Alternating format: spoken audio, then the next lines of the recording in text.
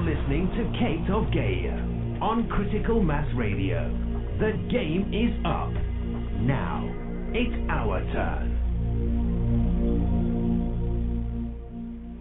Hey, good evening and welcome to Outside the Box. Yours truly, Kate of Gaia, coming at you live and uncensored. For those new to the table or recently initiated at the table, please pay close attention because tonight's going to feel like, in terms of the truth, it's going to feel exactly like brushing your teeth with barbed wire. Okay? We don't fuck around at this table, and that's it. Like, there was too much of that going on last night. But anyway, we got through that, and I would just say that the first segment of the show with in terms of motivating people into getting off their duffs and actually not only figuring out who you are, but actually getting out and doing and having some fun. And I've had lots of reports today from people that are actually doing that. Isn't that amazing? So again, for those new to the table, welcome to the Emerald Table. This is a no-holds-barred, straight to the truth, leave your ego in the fucking garbage where you found it, okay, especially after the nonsense last night. So I would say right up to the point where even the mere mention of guns, which is just fear porn, meat stick mentality, I would say just delete the show from there unless you want to catch the last half hour where the voice of reason, Amy, came in and I was able to sit in very calmly with her to round the evening out, to bring some semblance of normalcy back to the mayhem that erupted with overpowered egos. And speaking of all parties concerned in that one, I leave no one out. You know me, I call it out as I see it. And when an ego takes over, it's easy to tell. And again, that's what this table's all about. And I don't give a fuck who comes at it and who comes on it.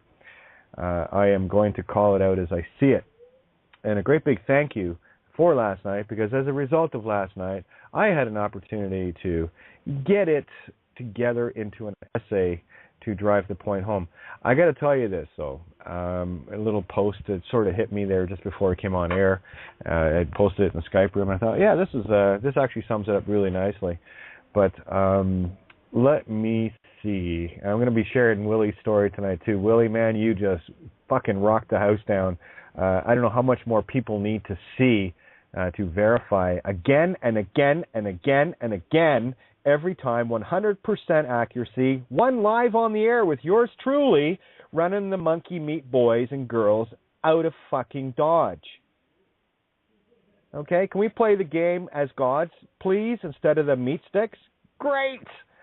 So here it is in a nutshell. People who claim to know who they are, pay attention, Freeman morons, and are still carrying ID, is like a recovering alcoholic with a 40-pounder in their pocket. Oh, just in case.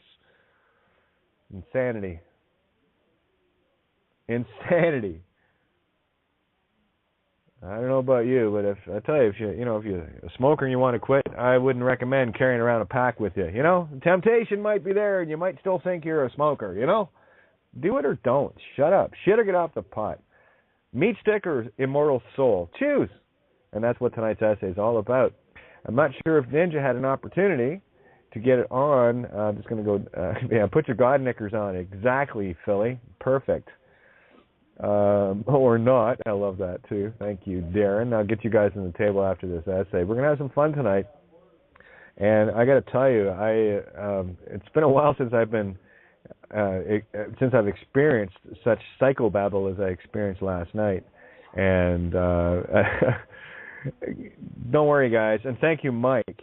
Thank you, Michael, so much for getting to the board and muting mics out as quick as you did for a lot of the psychobabble that was going off.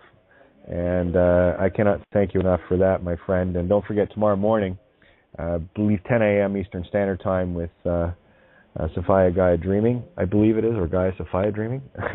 You know me in words. It doesn't matter. It's all the same thing. But anyway, criticalmassradio.co.uk with Michael at the helm, all the way from beautiful Hawaii to give you a nice start to your day.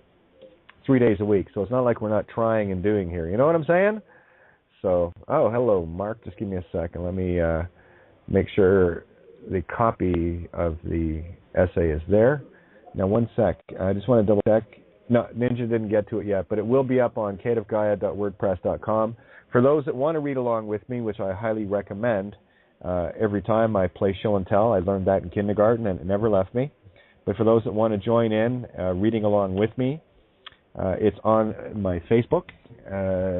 Actually, what I should do is, while I'm at it, if you want to get into the game here, let me go to Creative Gaia discussion group, which you can look for on Facebook, and just ask to be a part of it. And it's wide open, guys.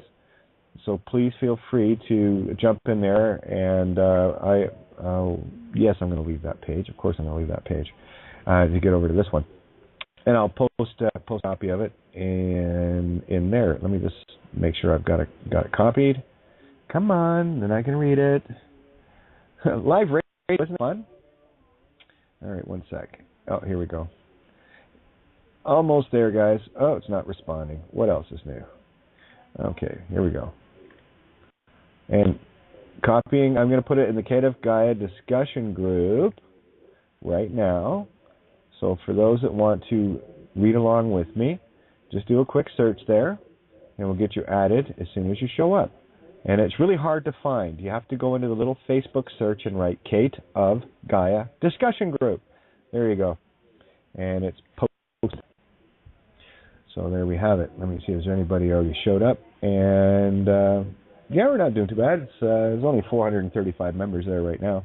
But I've got the limit on my Facebook. By the way, guys, periodically, spammers that I have overlooked and in my search of removing nonsense are getting periodically removed, typically 1 or 2 a day. And as soon as those spots come open, those that have actually sent the friend request will be added as soon as the room is there. So that being said, let me see. Get over to Blog Talk. Just want to see who's on the board right now. Oh, yeah, we're filling up quick tonight. Okay, good. And we'll get into an open group discussion as soon as I am disgusted by the last night. Anyway, open group discussion as soon as I get the essay read out. It's not that long. Okay, a little clearing of the throat there. Now, just checking the rooms. And by the way, for those BTR listener 058, of course it's 13 Christ consciousness, because we hammer this shut. Lots of stories to share. Well, tell you what. You know what I'm going to do first, though, before I read this essay? It gives people a chance to find it. I'm going to share the wonderful story that was shared in the Skype rooms. This is what I mean. If you guys aren't part of the game, getting in touch. Well, you get in touch with me directly. I'll get you in the Skype rooms. You're missing out on all the really cool shit that happens every day that we create. So I'm just looking for, where is it? It was a fairly long post. Oh, almost there. Oh, here it is. It's on my Facebook. This is so much faster and easier to read, though. But I want to share this. This one is from Willie, and commonly known as, but he knows who he is, so he can actually use that and without fear, because it's not joined with the Narmer palette.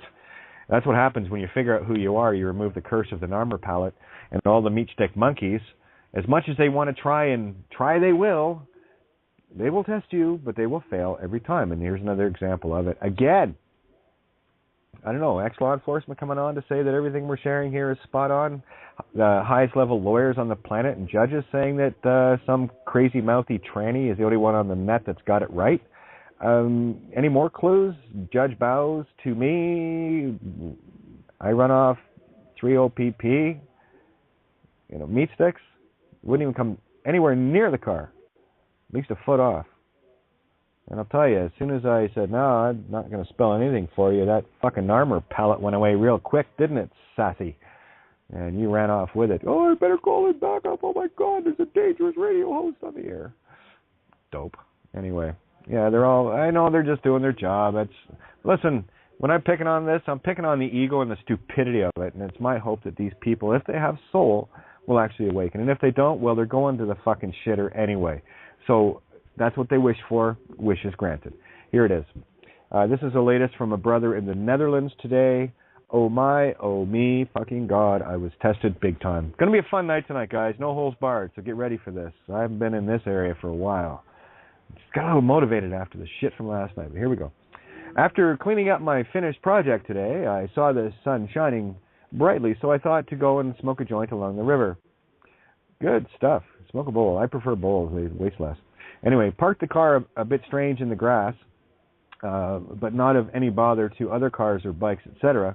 Enjoyed the smoke and sun, but the moment I wanted to leave and get some dinner, cops showed up at the car. Yes, the universe will test you. Watch how awesome this is. Seeing this from a distance, I found it best to walk the other way, which didn't turn out the way I thought it would. All of a sudden, they were on to me and rushed their car up on the walkway.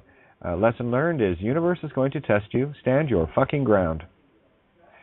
First thing they said was, are you so-and-so? Named friend whose car I drive. I said, no. So what's your name? Then they asked. I said, sorry, can't help you with that, and walked away. What is your name? They screamed while coming after me. I said, I don't have any. And as a matter of fact, I am the living witness to the name fraud that's being perpetrated here by you and your colleague. Show your ID, was their reply. Oh, yeah, remote control. Anyway, I said, no, I don't have any, as I am not a servant of the crown, nor am I a child of the state or a slave. You're not willing to work with us, and we think you are on drugs and very confused, so we need to take you in, they said. Oh, apparently they're psychologists and everything, too. So they started to pull on my arms and get me cuffed, on which I constantly stated that they have no authority over me. Of course they don't. And if they would please call their master, to which I can explain the situation so they don't have to take me to the police station. Of course, these monkey robots didn't know what I was talking about. Most of them don't. Remaining calm all the time and willing to cooperate with those cops helped a little in them not harassing me too much. After they emptied my pockets, they found the key of the car and went to search it for an ID or license. I constantly told them that there is no ID in the car, even if they throw everything out. But beyond my own imagination, they did find a driving license in a plastic bag under one of the chairs. This was a license I was missing and couldn't find for quite a while. The only fucking ID I have. Go figure. At that moment, I thought I was fucked. So they still thought I was a nutcase or a freak for not complying, and they brought me handcuffed on the back seat of their car to the police station. Asking many questions on the way as to where I am from and if I smoked a joint before they arrested me, blah, blah, blah. I answered them all and totally honest, as that is also part of standing in truth, in my opinion. Yes, you have nothing to fear. Entering the station, they told me I was lucky because the head chief commander, or whatever his title is, was going to address me as I had asked for during the ride. They put me in a cell with a cup of water and some disgusting food, telling me they were going to keep me for the night. Oh, how sweet of them. 10 minutes later, the chief came to me with the license in his hands and asked again who I am. So I told him to listen well. At the entrance of this building is a 5-meter-high spell in letters and words. It's called the first law of the Dutch Constitution and says all humans are equal in this country. So where do you derive your authority from? I am the living witness, etc., etc., etc. That pink piece of plastic you're holding is not mine and belongs to the state, as it clearly says on the back. I am the living... I, as the living, cannot contract with dead legal fictions or corporations, etc., etc. You and the entire police force are dead by consent, and all immunity that the Crown Corporation had provided you with has been erased now and became in effect since September last year by the motu proprio of the Pope. Well, the chief said, I'm not a Catholic, and smiled. I said, neither am I. But I'm not the one guilty of fraud here, eh? The chief says this, I will leave you now, and we are going to see what to do with you. Strange man you are. So another 10 to 15 minutes passed, sitting in this cold, lifeless cell. I felt some fear creeping in to me as the time passed, like I don't want to stay here, and what are they going to do next? Question mark, question mark, question mark. The standard ego rubbish chatter. Yes, it is. It will happen, guys. Just put it aside. This is simply how you do it. But after I had taken a few deep breaths, the only thing that came to mind was Kate's voice saying, stand in truth, do not yield, and none shall pass. Repeating this in my mind for a while until the door opened again. The sounds I heard from the mouth of the guard really surprised me. Sir, you may leave now. That's all I heard from any cop in there until I saw the front door, where at least 10 of them wished me good evening while they returned my phone and car keys. So, no sorry from any cop, but no fine, no night in cell, no nothing. That's because they can't. And the rats wouldn't take me back to my car, so unfortunately I had to take 3 buses and a fairly long walk to get there. But all is well, and I have not stopped smiling since I left the police station. Boom, take that, you filthy whore, Willie Van Gils. Also, make a note that the license was duly cut up and thrown in the garbage out front of the police station as Willie left the criminality behind. And by the way, just to let the Goonies at that police station know, you kidnapped an individual against their free will spiritual choice, and of course at the same time forced them to have to walk back to where they were in the first place. So those are debts that each and every one of you are going to have to fulfill. Have fun breaking down. There you go. So anyway, there's that. Okay. Yeah, they're definitely too afraid to let this go. Well, again, we're dealing with a dark principality that is finished. It is absolutely doomed. It is done, and it knows it. Ask a cornered rat how hard it's going to fight, and I'll tell you this right now, it's irrelevant how hard it wants to fight because it's absolutely powerless without our agreement or our consent. So the more consent you pull back to yourself by cutting all your strings, Pinocchio, to the name, the more powerful you get. And the more responsible you are in that peace zone within you is where you're going to start getting your causal God powers back, and the magic just starts to appear. And I don't expect anyone to believe this, especially not those stuck in a physical ego meat stick reality that apparently need a second fucking amendment and guns to defend their idiocracy is what I'll call that. Sorry, guys. That's where it really went south for me, and that I went 180 on that one. But again, I'll always let people have their say and have their piece, and well, we all saw where it went from there. So, yeah, we won't be ever having that discussion again. Sorry. Fear porn is not allowed at the table, especially those stuck in the middle of it, and have a responsibility to the masses to remove that fear porn. Time to wake up spiritually, I think, but then that's just my opinion, and I'm entitled to it. You know, I, like everyone else, has an asshole too, so I have an opinion. And that's mine. There you go. And again, I said tonight's going to feel like you're brushing your teeth with barbed wire, so get out the gauze. You're going to need it. So here we go, NAME-A-HOLICS, Anonymous, or as I put it, NAME-A-HOLICS, non-eye mouse. Yeah, the 3 blind mice, get it? That was just a little play on words. I've been known to do that from time to time. So let's read a story tonight, boys and girls, and let's see who can separate themselves from the nonsense. Let's see who don't have to carry a 40-pounder in their back pocket in the form of ID. It never ceases to amaze me at how hard people cling to the very thing that is killing them, both physically and spiritually. The sheer defiance I experience from those who are seeking to be free, but will not listen to the deepest truth in that matter. I am beyond weary of the conflicts, the betrayals, and the sheer festering venom of hatred when actually confronted with a truth so simple, yet so spellbinding that controls their very soul in the most literal of definitions. People constantly ask for my help, and when I tell them that all I can do is show them how to help themselves, the knickers get twisted and they run off screaming to their dead whore mother called Babylon or commerce. It is beyond insanity watching people fight for their possessions, be they families, children, homes, cars, etc., knowing that these idiots don't own anything, where it was given away with full consent upon all registrations. Everything they legally own was bought or created through a legal name that is legally owned by the owners of the system or Crown Corporation's Triple Crown, and there isn't a legal thing you can do about it. So why would anyone want to be a part of that? I don't care what anyone believes, because any and all truth never requires anyone's belief, merely the acceptance or denial of it. I'll just update that saying. That's a Kateism now.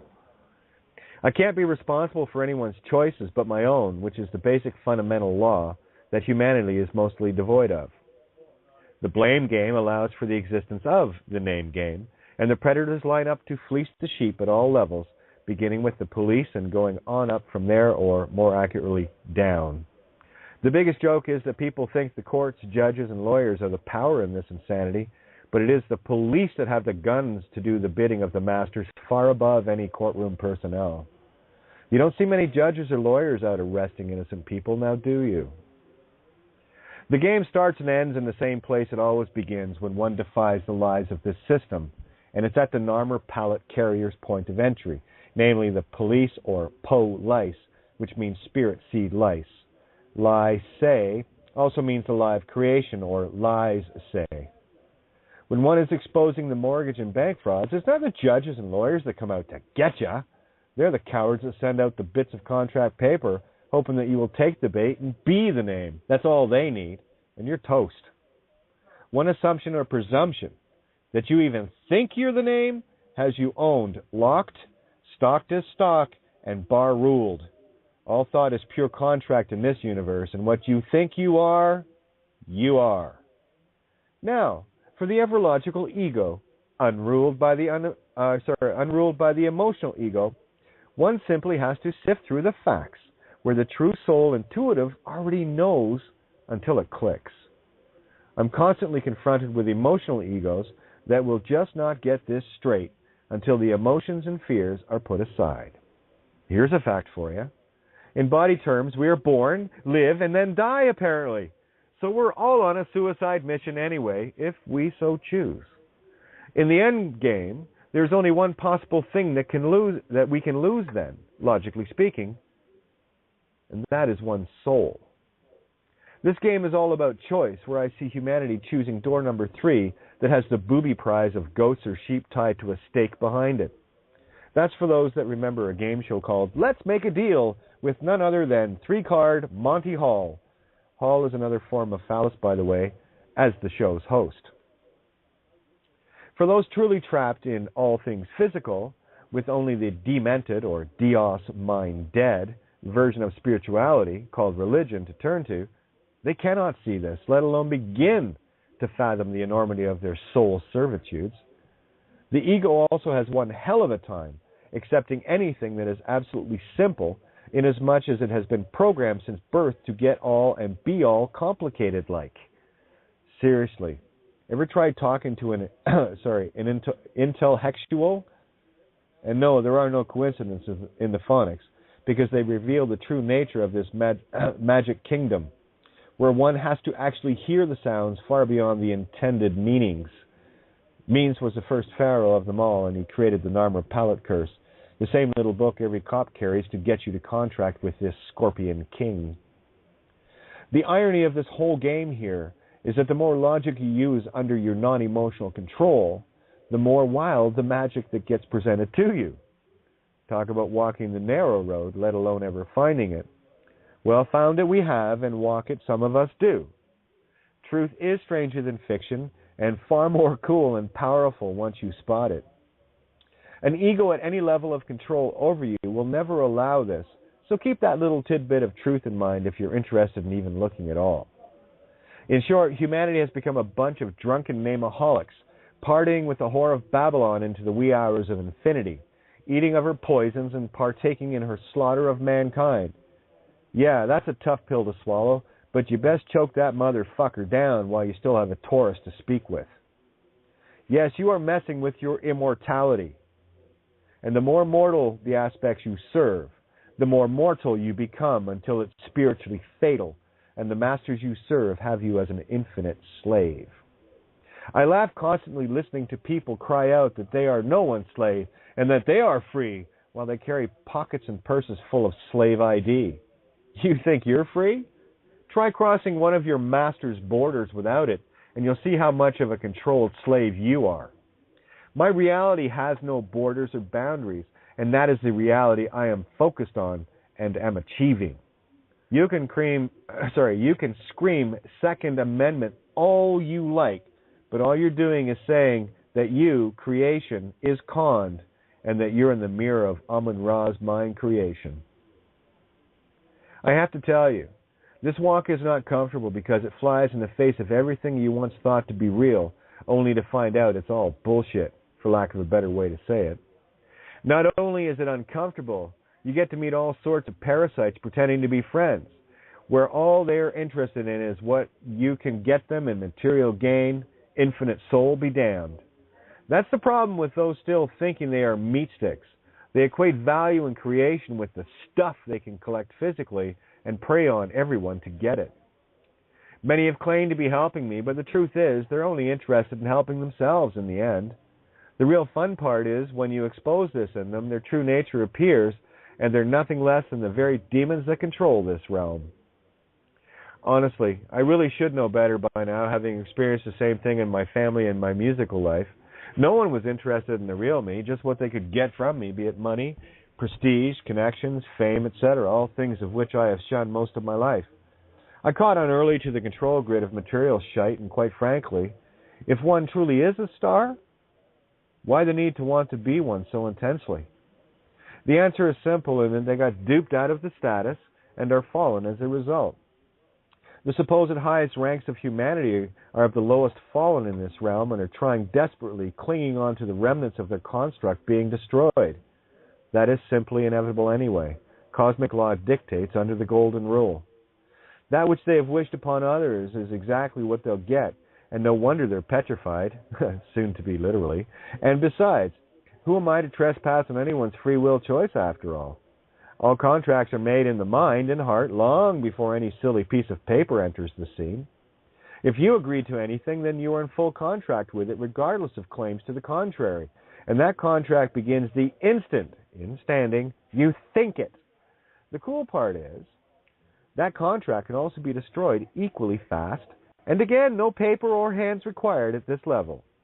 I laugh at marriage certificates claiming someone was married on such and such a day, when the truth is they were married the instant the question was popped, intention to contract, and the answer of yes was conceived, contract sealed.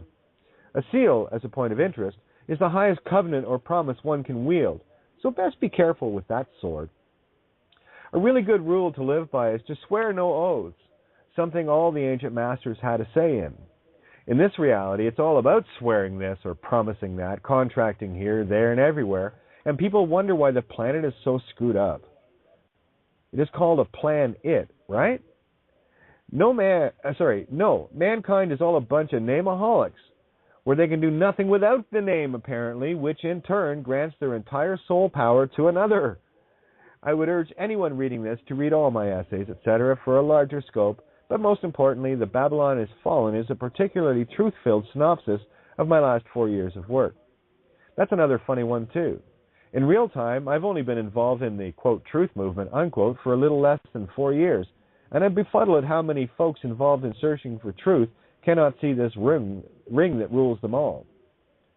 To the degree that one finds truth and steps fully into it is the measure of how many lies one can no longer live with. I have talked with many truther gurus who talk a great story, but when confronted with real truth of their own deceptions, crumple up like chain-sawed ragdolls. They'll either fold up or, as in most cases, try to talk louder and talk more as the emotions slowly take over their feeble minds. It's either that or they have a malevolent purpose to serve. Keep in mind that the deceivers, not see-truthers, are everywhere and take on any form that can get you to pay them your attention. This is why I'm adamant about not allowing pedestals or idol worship of any kind, and why I will tell you to look for yourself, lest you see me in that dumbass savior fucking role that I loathe. Do not believe a fucking word I say or write blindly, as per your normal program. Be strong enough within self to look as a neutral observer only. Take only what you can resonate with at whatever level you are at and build on your reality. You choose from there. This is why these essays and documents I write belong to all, and anyone who sees truth from their perspective and choice. Not because I wrote them. I simply share the truths that matter to all. You can lead a horse to water, but they'll likely drown in the truth before even thinking they can swallow it instead. I am no one's savior, but my own, so perhaps you may want to consider the same approach. I follow no one, where I simply cherry-pick only that which intuitively resonates. A mind can be easily deceived where a true heart intuitive is incorruptible. The lower reptilian brain is easy to control and can be manipulated with external physical devices such as electronic interference, smart meters, pyramids, the original smart meters, cell towers, television carrier waves, etc. So how can anyone trust that implanted DNA construct? So please don't ever tell me you're free if you're still mentally and physically in contract with a legal name in any way whatsoever. You're nothing but a fucking slave deluded by your ego into a defensive stance as always illustrated by emotions. I did say this pill was a motherfucker, and I meant that both figuratively and literally. The whore of Babylon fucks her own children, feeds on their souls, and then recycles them, where this seems just peachy for most of mankind. There is no paperwork involved in this, no legal shite, or anything of the physical reality illusion. It is merely a change of one's mind and heart to change one's universe, nothing more and nothing less than that. To those that still feel the need to psychobabble any of this shite with me, give your head a shake. Shut up for 5 minutes to truly listen without your left brain psychopathy getting the better of you like it always does, and learn to say, okay. It is impossible to reason with anyone who is out of control emotionally, and I always know what I'm dealing with when it shows up. It is the one who constantly justifies, defends, and gets emotional when their reality gets the slightest deviation. It took me a while to get off that bottle called NAME, but the truth is, it's a lie that I could not stand in once my choice to stand in truth was made. For me to do otherwise was a blasphemy against my true self, where the true soul me couldn't be party to evil in any way, shape, or form. No, this is not a gentle essay, but then the cold, hard truth was never a comfortable bed to be in. This princess found the P and simply removed it. As the allegory goes, it didn't matter how many mattresses she slept on between her and the P, truth.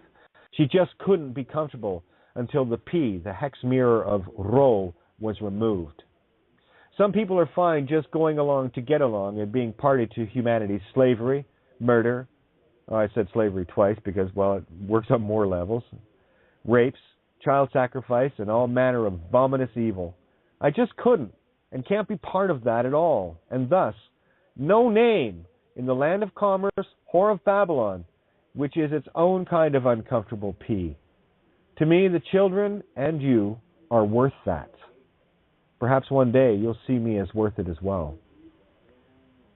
You have to be all in to get all out, and all you have to do is recover yourself as the NAME-A-HOLICS you are. Hi, I'm Kate, a recovering NAME-A-HOLIC. Was. There you have it. So let's get this table open tonight, and I tell you right now, any ego shows up at all, I am not going to mute you, I'm going to fucking boot you. I'm done. All right, did you hear me? I'm done. So just keep that in mind. There we go. Oh, we got Janet and 856. Oh, who we got on 856? Hey now. Hey now. Great tune. Hey now. 856 here. Hey, who we got? Zim. I've been posting on your page. I've been calling in and listening. Right on. Yeah, just wanted to say hello. Well, right on. I'm glad to have you. This is great. So, yeah, go ahead. All right. No, I was just saying I caught the beginning of your. I missed the beginning of your talk, and I just caught the end of it. And everything you write is just amazing. It's it touches base on so many different things, and I can't express it more than you can. So I'm just here to say hello, listen in, and chime in when I can.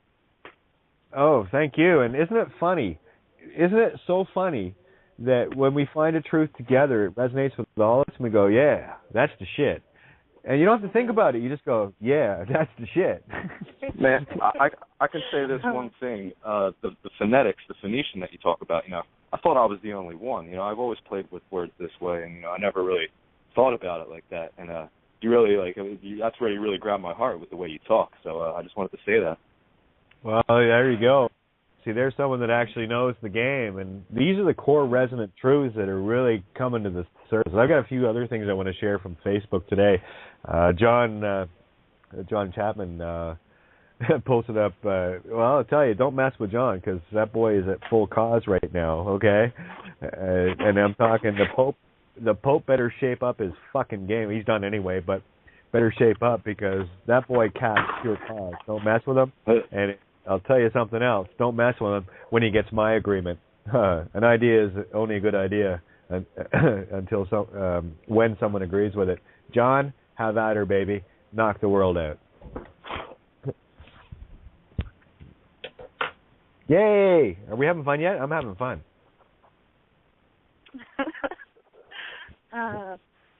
Emma's cat had a pure black kitten today, so she wanted me to share that. Nice. I know. And Jaden said, "Oh, Grandma, it's bad luck, right?" I'm like, "No, remember, it's in the mirror here, so that means that's pure creation. Beautiful." Indeed it is. Well, that was the reason why black cats were so rare for a long time, because anytime they were born, they were slaughtered because they were deemed to be part of the white key realm. Witches, you might call them. I call them white keys. But anyway, yeah, it gets better. Now, I have Randy in here as well. I just want to get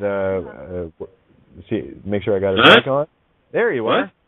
What? Yeah, what? Randy. Smoke a bowl, will you? Okay.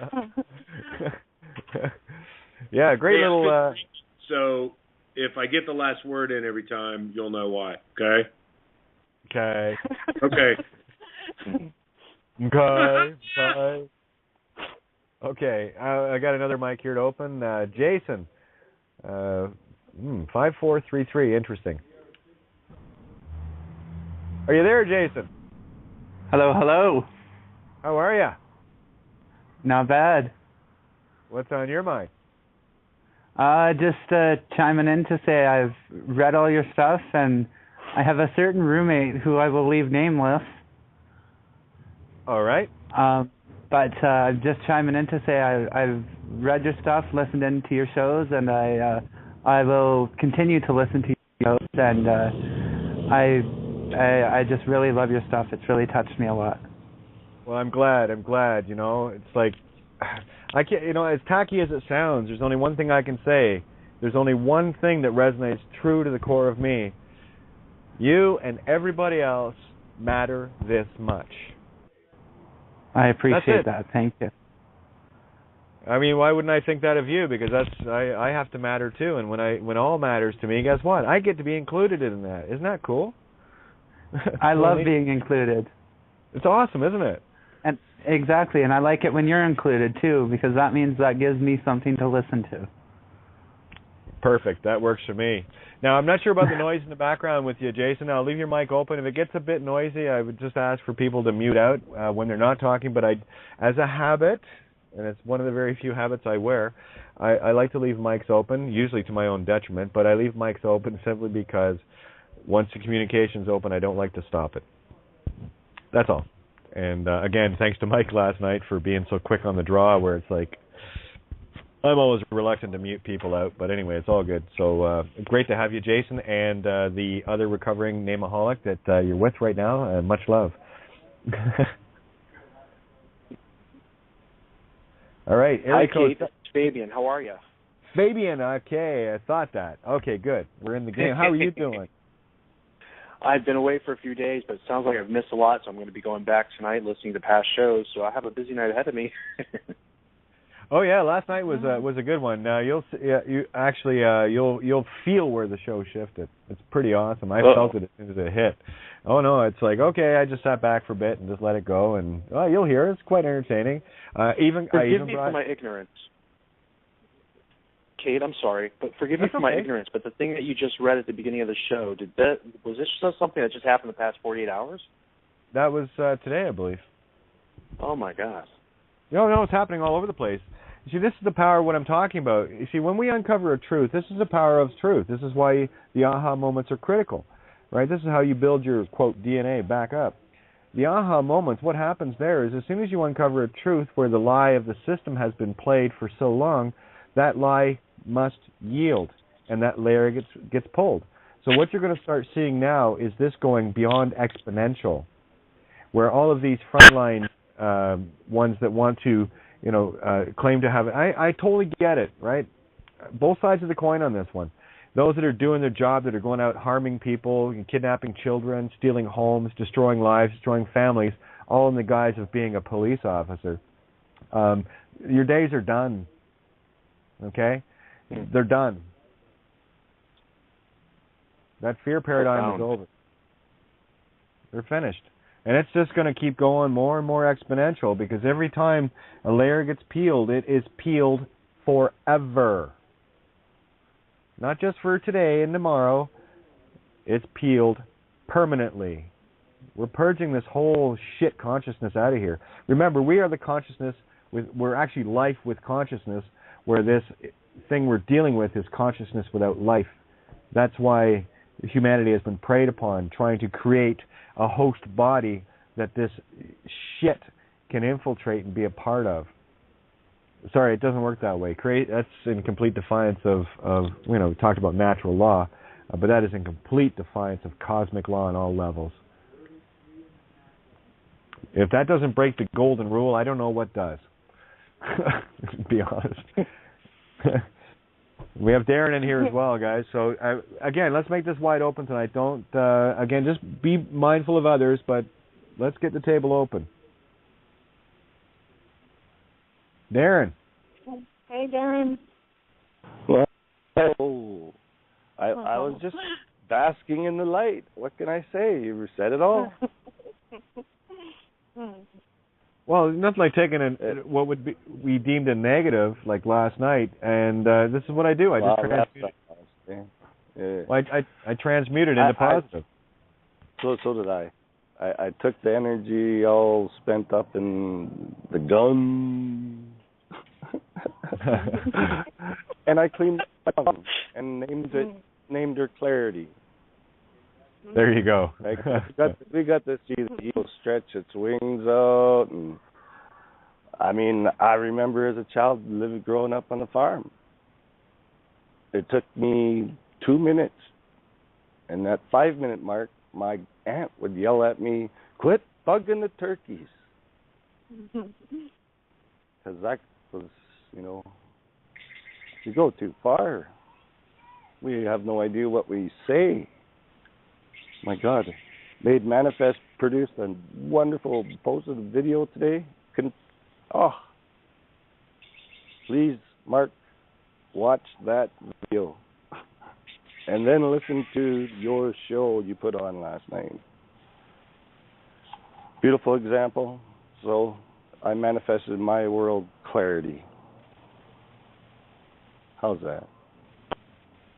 I don't know what to say. What a beautiful place to be. That's exactly it. And I'm with Wayne Sweeney. I just want to go home too.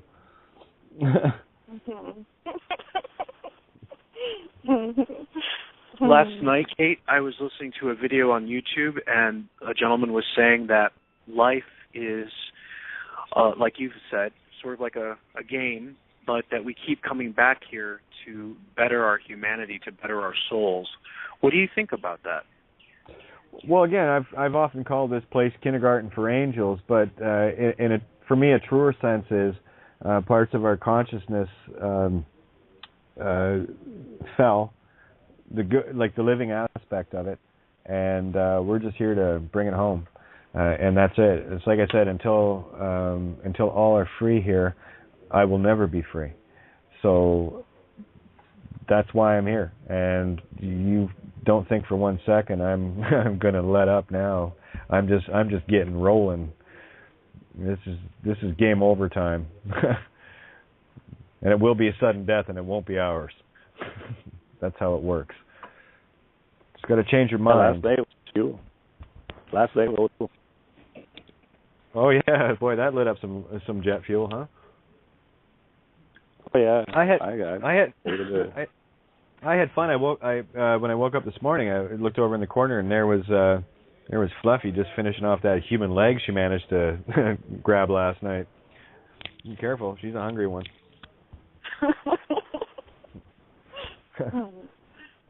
Thunder and lightning right now. Yeah, I was afraid I might have to look for some wishbones for some throats and toruses that got ripped out. But anyway. Beautiful. Yeah, there's an interesting little shape the wishbone. Have a look at the NASA symbol now, and you'll see what a wishbone is. And where's the wishbone in a turkey? Oh, right, it's in his throat. Hey. Time to get your wishbone back, huh? Well, that's what I'm doing. Go ahead, Darren. So on your fan, you need to, instead of put a beware of dog sign, you need to put a beware of fluffy sign. Oh, I think people know that by now. Sorry, Darren, we got a time lag there from out west. No Kate, problem. There was an earthquake in British Columbia yesterday. Did you hear about that, obviously? It was only a 6.8, right? In Vancouver Island? No, yeah. I didn't hear about it. Yeah, no, well, that's what we caused. That was Darren. That was Darren's doing last night. I wasn't going to go there, but you did it, so I wondered about that. Come on now. The wizard only reflects the weather. Come on. Sunshine. No, that was Darren putting his foot down. That's what shook half the fucking continent. Yeah. Go ahead, tell me I'm wrong. Tell me you can't feel that. I'm not gonna say it. I'm saying nothing. I know nothing. I can only imagine in mysterious ways. Oh yeah, I can only imagine when you put the other foot down. There's the rest of that continent. Sorry, Darren, but I have to agree. Me too. I laughed as soon as I saw that. I got that in, I get the emails from suspicious observers, and I just listened to enough of it to see where it was and how big it was, and the first thing I thought of was, that's Darren putting his foot down, shaking continents again. Yeah. Good one. I'm totally humbled and red in the face right now. No, I'm just... Okay, who else? Like get caught in a candy store, for God's sakes. Okay, now tell me this. Who else that saw that was part of the table last night, who else didn't think that was Darren? That was the first thought I had. Oh, Darren, man. Good one.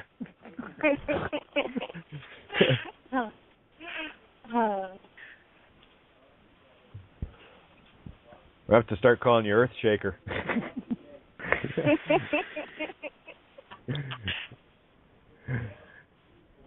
Wow, you guys aren't ready to talk much tonight. Darren and Amy together, that was be perfect. Oh, I gotta say, Amy came in and it was so beautiful. Oh my gosh, I was like, yes, that's so great. Well, that's the thing about the inner smile. It's really hard to talk through it, to speak through it, to make sound through it. It's like the beauty of silence, you know. It's like, how do you talk through that smile, you know? What do you got to say to someone who's jumping up and down like Sam Neill Sam? Yeah, well, I'm maybe the guy that sticks my finger at the end of the gun and goes, okay, pull the trigger. You have to open it, Heidi.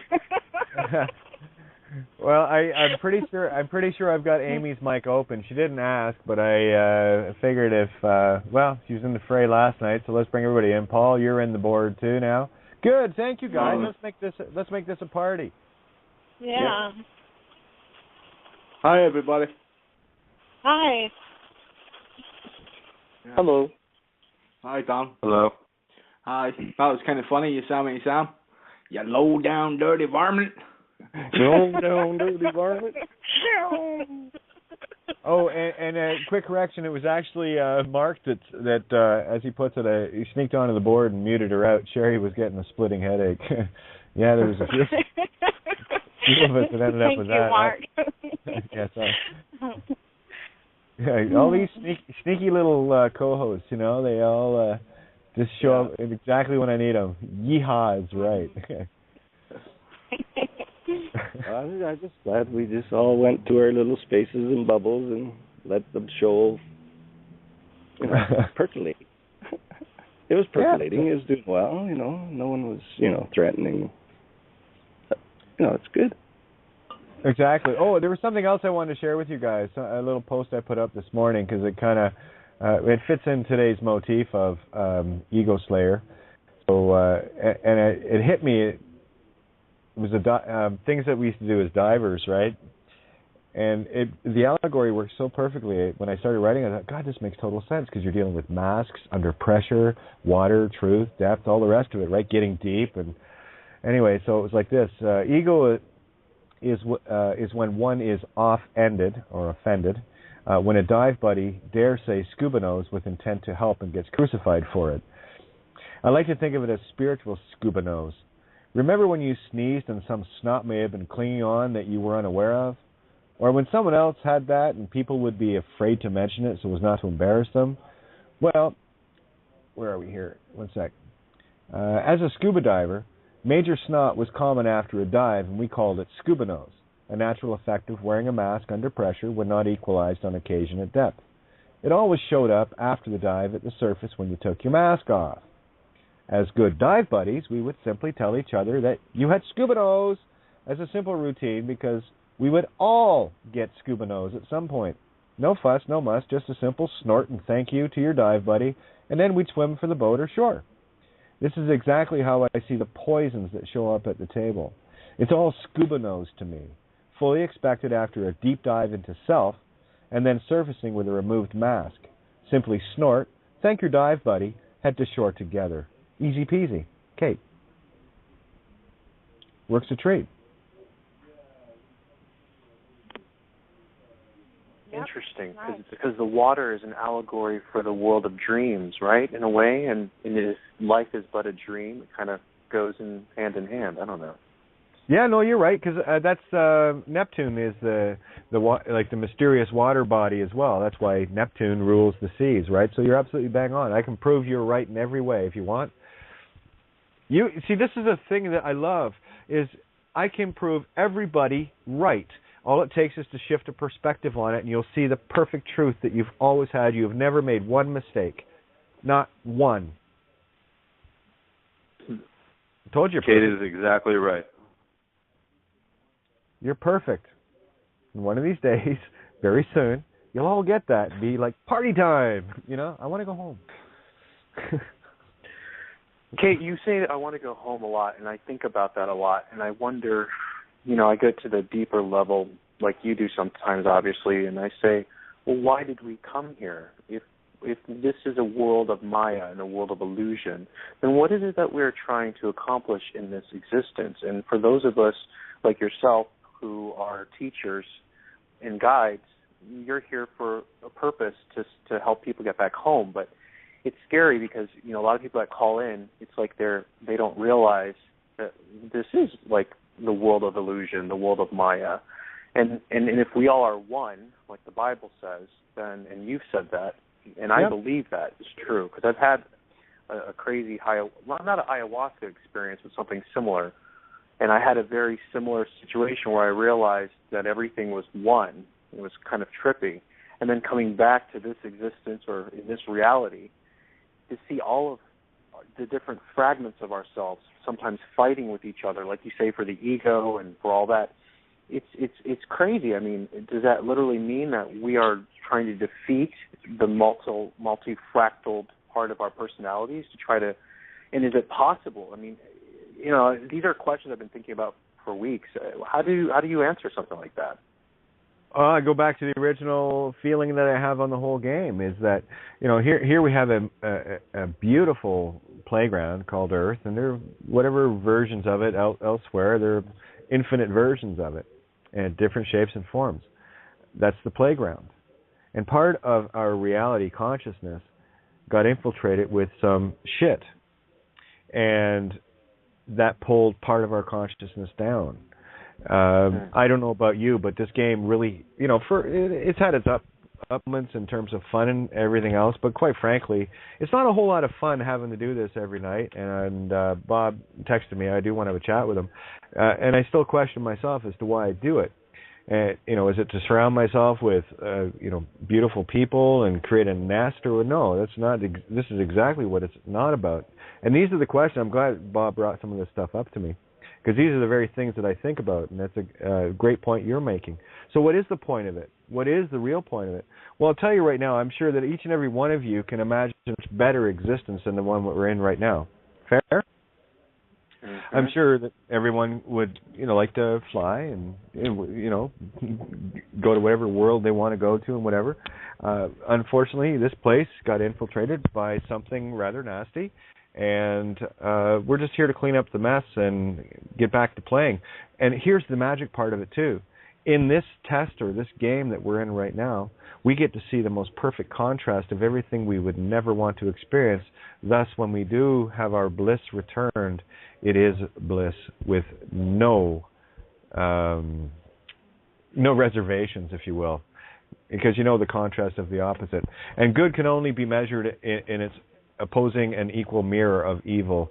So that's why I say, like, a lot of the stuff you see happening around the world, it looks like there's more evil showing up. Well, there is, because it's all coming out of the woodworks, right? So this is what happens when you, the spiritual light, walk into a dark reality and turn on the lights. You're not going to be able to catch the cockroaches, to knock that part of the consciousness out, unless you can see them. And the thing is, what I do before I go in a dark room is I seal all the cracks and all the exits, to close the door, turn the light on. And when they go to a corner, I take a can of Raid and I obliterate it. And then when I finish with that room, I go to the next. And that's, for me, that's what every truth is to me. It's a big can of Raid that kills the roaches, the poisonous aspects of our consciousnness. So great questions. And yeah, these are things I ponder as well, and I trust my heart on it. You know, there's a lot of times I'm going, why am I going through this? I ask these questions every day. And I think for me, that's what keeps me on track, because for me, I'm always looking for something to unveil. If there's something else, I'm going to go after it. But that's why I trust the now, and especially like things like last night or whatever, to direct me in the now to see, okay, what do I need to cover? And I'd mentioned the word NAME-A-HOLIC, I think, last week. I thought, wow, that's kind of a cool, that'd be a cool essay title. And up until last night, the chances of me writing that, weren't really there. And then, of course, I get up this morning and a few posts later, and then I think it was about 2 o'clock this afternoon, I thought, well, you know what, NAME-A-HOLIC, it's, and the first line is like a song. I don't deliberately sit down to write, but the first line of this essay just hit me, and it went from there. It never ceases to amaze me at how hard people cling to the very thing that is killing them both physically and spiritually. And that's exactly what I experienced last night. You know, when I brought up the whole notion, when people are ranting about being free and I'm no one's slave and I'm this and I'm that and I'm the other, and I can just quickly rebut that by saying, you got idea in your pocket? If you do, then you're someone else's bitch, because you apparently need permission. God, I don't. You know? And for me, the only way that humanity is going to be free is to break down not just the name and the idea, just to kill all the borders. And this is what you're going to start witnessing very quickly. All of these veils are dropping. I mean, hell, we had the Russian soldiers or whatever, and Ukrainian. You didn't see this on mainstream, but they're refusing to fight. You know, so much for you COINTELPRO assholes. You know, we're done. Wow. We're done, guys. We're not gonna slaughter each other anymore for the enjoyment of this entity. It's done. And it only takes one to change the world with one truth at a time. This is why. Stay the course. Stand in truth, because every truth you uncover matters for all of consciousness. Yes, you are that power. One ring, Kate, to rule them all, right? You got it. That's it.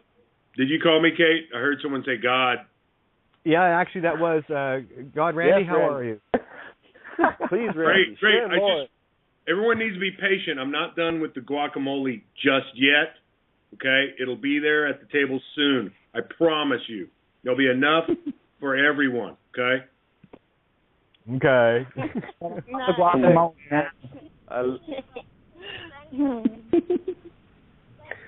Guacamole, how do we break that down phonetically?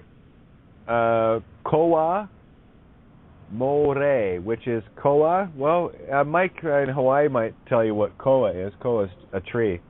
But that's the koa, which is I would say a complete spirit. And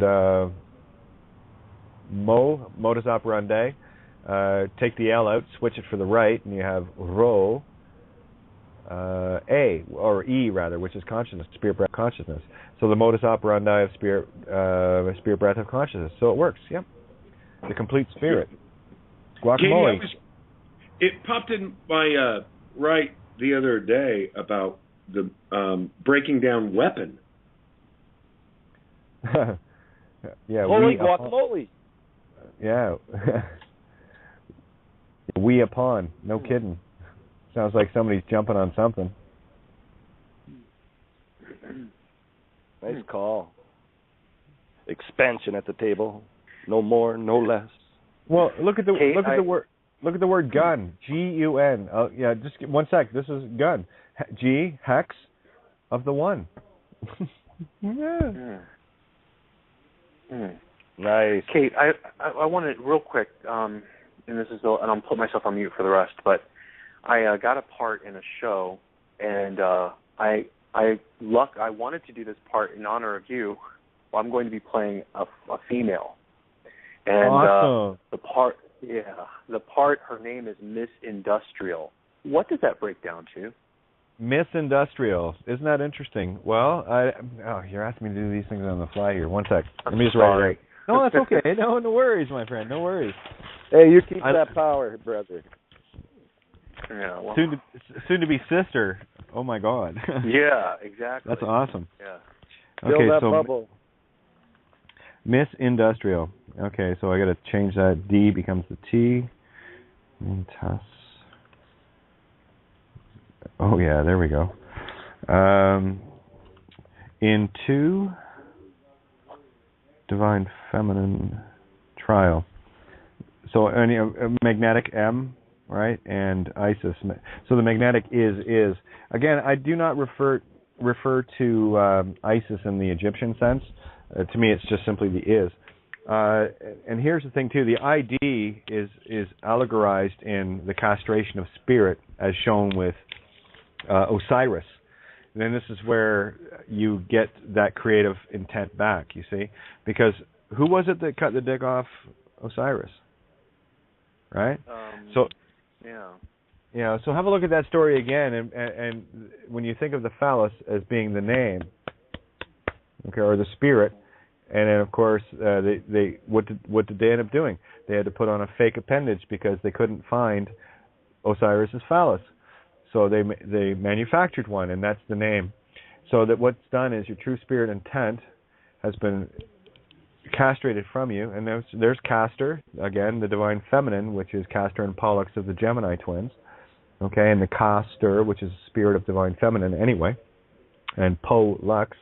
Right, so spirit seed, lux, luxury.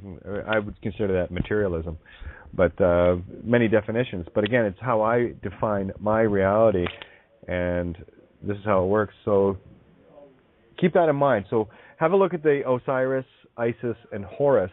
Right, there's that Hor again, Hor-us, the sun that came out of that, and you'll start to get a better idea of what's really going on here and what has been hidden. And there's so much, and it's thankfully it's all the same story told in infinite different ways, so which makes it really, really boring in a sense for watching movies, but even more entertaining because of what actually gets displayed in your reality. It actually confirms what you are learning and what you're seeing, because a movie you saw 20 years ago, you watch it right now with your new ears and new eyes on, you are not going to see the same movie. But the movie didn't change. No, you did. So, is that helpful? I agree. Yes, I totally agree. Yeah. Okay. Yeah, because now when I listen to the radio, I actually hear messages, and it's been like that for a few years, and I just thought it was my mind playing tricks on me, and it's not a schizophrenic type of thing. It's what you're saying, like when you say these movies like Interstate 60 and all these other things, it's like, wow, there are deep spiritual messages in everything that we view. We just have to have the eyes to see them, like you say. Yeah. And the ear, no, the heart feel them. Right. Correct. Yeah, your heart does react to energies that are not of your frequency. Indeed. It's been shown by heart math and heart resonance. This is evidence, awareness, not knowledge to be used against another. Exactly. Now, here's a question for you guys. Do you remember the original Transformers movie that came out?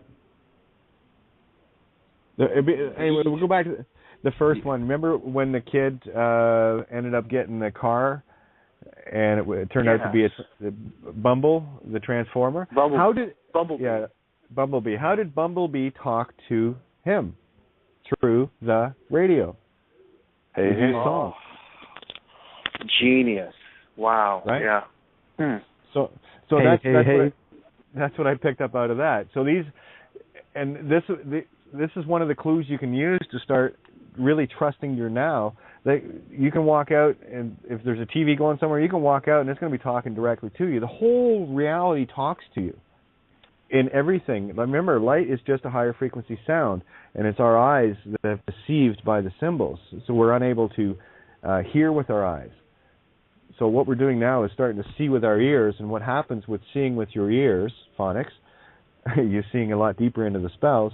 What happens then inversely is your eyes begin to hear, and you start to hear things on the visual. You'll start to look at things and hear the allegory in light form instead of sonic, because that's all light is, just a higher frequency of sound. That's it. It's really cool shit when you start living in the magic, and man, it's so frustrating knowing what I know and talking about it literally night after night. And yes, people are coming to the table and they're getting it and they're seeing it and they're all part of it, and it's beautiful. And for those that do see it and whatever, how exciting is it, and how mind-numbingly frustrating is it when you want others to go, wow, you should see this, man, because it just alleviates everything. And you see the whole system come down. You see all of the illusions just getting obliterated.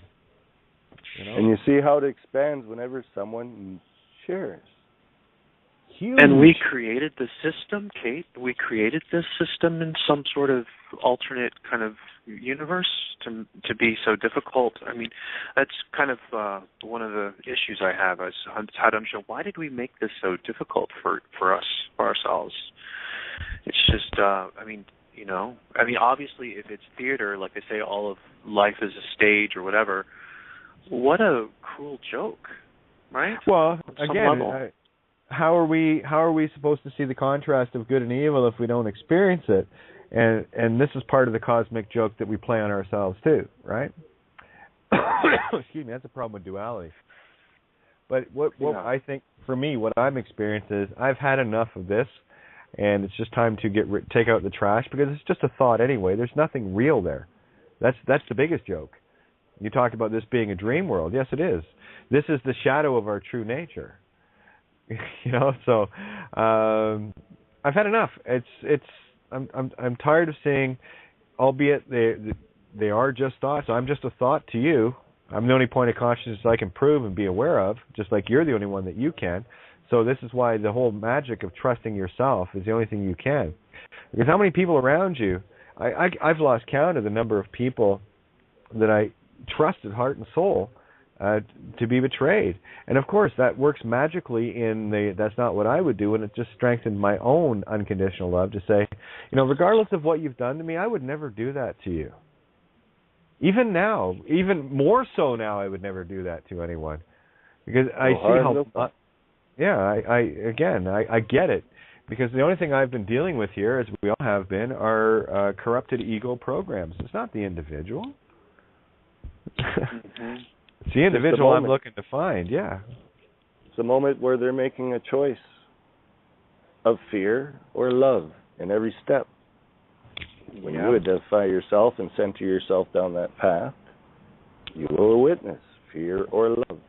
You won't witness an asshole. You won't witness a guru. Love. Mm-hmm. You will run straight and they'll heal themselves because you're in truth.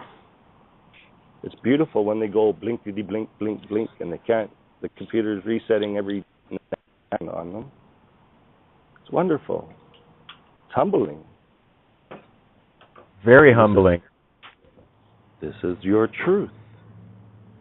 No right, no wrong. Remove that definition from in mindset, which is a bunch of loops spinning around erratically, and you free yourself. You center yourself. You actually quit wavering from side to side. You go right straight, and it's practice. It's in tone. It's how you talk to your water. You deliver what was delivered last night as an evangelical moment. Hot duck. duck, duck, duck, goose, because it's coming. I'm glad I'm not part of that reality. I'm moving forward, forever forward. I do things within symbolism, because everything before you is around you for a reason. Notice white. Yeah, exactly. Yeah, I wasn't at the Emerald Table last night, but from what I'm gathering, it sounds like there were many gods not coming to the realization that they are really speaking to themselves, or one of my favorite terms I've heard on here is masturbating with each other. I mean, are they just, do you think that they're just trying to test the wills, or are they trying to find themselves? I mean, if we are all one, then there are aspects of our personality or in our psyche. You know what I mean? Do you understand? I took it as an opportunity. Yeah. I didn't hear it. Yes, I put no definition. I put no definition to what that was. It was just an opportunity. Yeah, it was. I just observed it. The true center. That's exactly. You step past. You put a smile on your face and like, oh God, and then it gets to the point where, oh shit, I've heard too much. Something's gonna happen. Click. I'm off. I chose. Me. Magnetic. Do I want that in my space? Oh dear, oh dear, oh dear. Duck is all I can say. That, and I always tell people we have to respect our elders, because those who have come before us, they are teaching us, and essentially they're me, magnetic electric. So I'm not sure what happened last night. I'm definitely going to listen, but it's definitely going to be a learning experience. And like every time I ever come here with you guys, it's just fascinating. I'd say you're expanding your consciousness. You're increasing the energy that your bubble can function with, because you have openings that are clearing through the lies. You're lifting veils, truth's coming to you. Limit yourself not. You don't need to limit yourself within the definition. Removing the name is a limit that you set upon yourself. See the limit. Seize the limit by its throat and say, thank you, drive through, no tip for you, coupon. And enjoy your truth. Yeah. Right? Because when you raise your vibration to that truth, you don't need no stinking gun. All I do is that criminal code 17. Is that incinerary? I just brought in 2 laws. The nooses them. And when it comes to a gun in your face, I say, who cares if I die if I don't have this? And I point to my smile. And I look at them as lost children, forgotten their truth. Well, here, nothing more, nothing less. Just to simplify it, Darren, try this. You've heard me say often enough, pick a fight, expect a fight. Well, let's just continue that on to this. Pick a fight, expect a fight, attract one.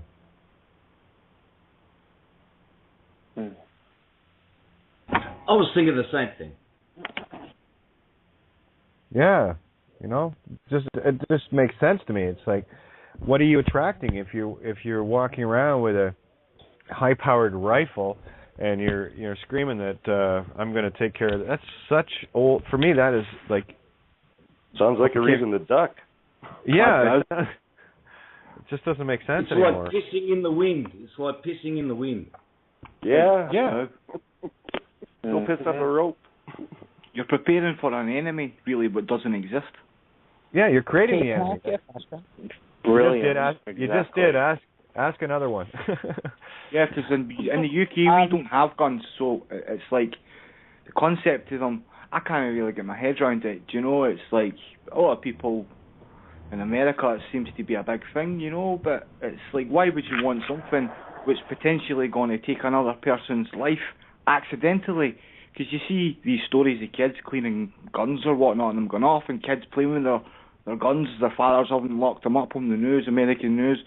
It's like, why even have it in your house? If like the man said, people coming into your house, it's like, fair enough, mate, if they're here to steal, you're going to risk your family for some goods. Different if they are there to physically harm your family if you've got intruders, do you know what I mean? Some sickos. That's different. But like, say, just having a gun in the house for, like, constitutions and stuff, and it's like, why? one sec. I'm going to dispel that completely, because the whole notion of thinking you need it for anything is attracting everything. So, here, let me just share one example of how someone's got their mic open and I got a feedback going on. Someone wanted to ask me a question, so hold back until I hear that question. But I want to share a couple of things here with you prior to this. I'm going to show you how the system is completely destroyed and how desperate it is in trying to recapture the soul. It's not about the fucking money, and as soon as people get that through their thick fucking skulls, I'll be fine. Okay? It's not about the fucking money or the possessions or the cars or the trucks or whatever. It's about your soul. And here's how they do it. Man settles $29,802 CIBC. That's the fuck, I can come up with a few things. There's the whatever. It's a bank here in Canada. Debt for $10,000. Big exclamation mark with a girl holding her face. Oh my God, this is so awesome! Oh, fucking slave. Anyway, here's the headline. Toronto native uses new debt help plan to shave nearly $20,000 off his credit card debt. So they're after the money, right? Yeah, I didn't think so either. But one other thing, man, this is to go back to what John posted earlier, and that which I am walking shoulder to shoulder with him on. Man crushed to death by giant crucifix dedicated to Pope. Tragedy happens only days before canonization of Pope John Paul II, so much for your fucking sainthood, who had crucifix dedicated to him. Yeah, well, your cross is fell, buddy. Not bringing that meat stick back to life. The man named as Marco Guzmini, I'll have to look at all this later just to see what the real joke is, was posing for a photograph. Posing. Yeah, there we go. Yeah, so now he's exposing for a photograph with a group of friends in front of the 100-foot high cross when it suddenly collapsed. Yeah, they're going to dedicate this piece of shit. Now here, let's check out the numbers. Let's do the article real quick. Don't worry, I won't forget your question, I promise. An Italian man was crushed to death on Thursday by a giant crucifix dedicated to the late Pope John Paul II, just days before the Polish pontiff will be made a saint in a ceremony at the Vatican. Yeah, he's got blood on his hands. Take the note. In a bizarre coincidence, sorry, John doesn't do coincidences, right? It reminded me of the Bourne Identity mistakes. No, they don't do mistakes.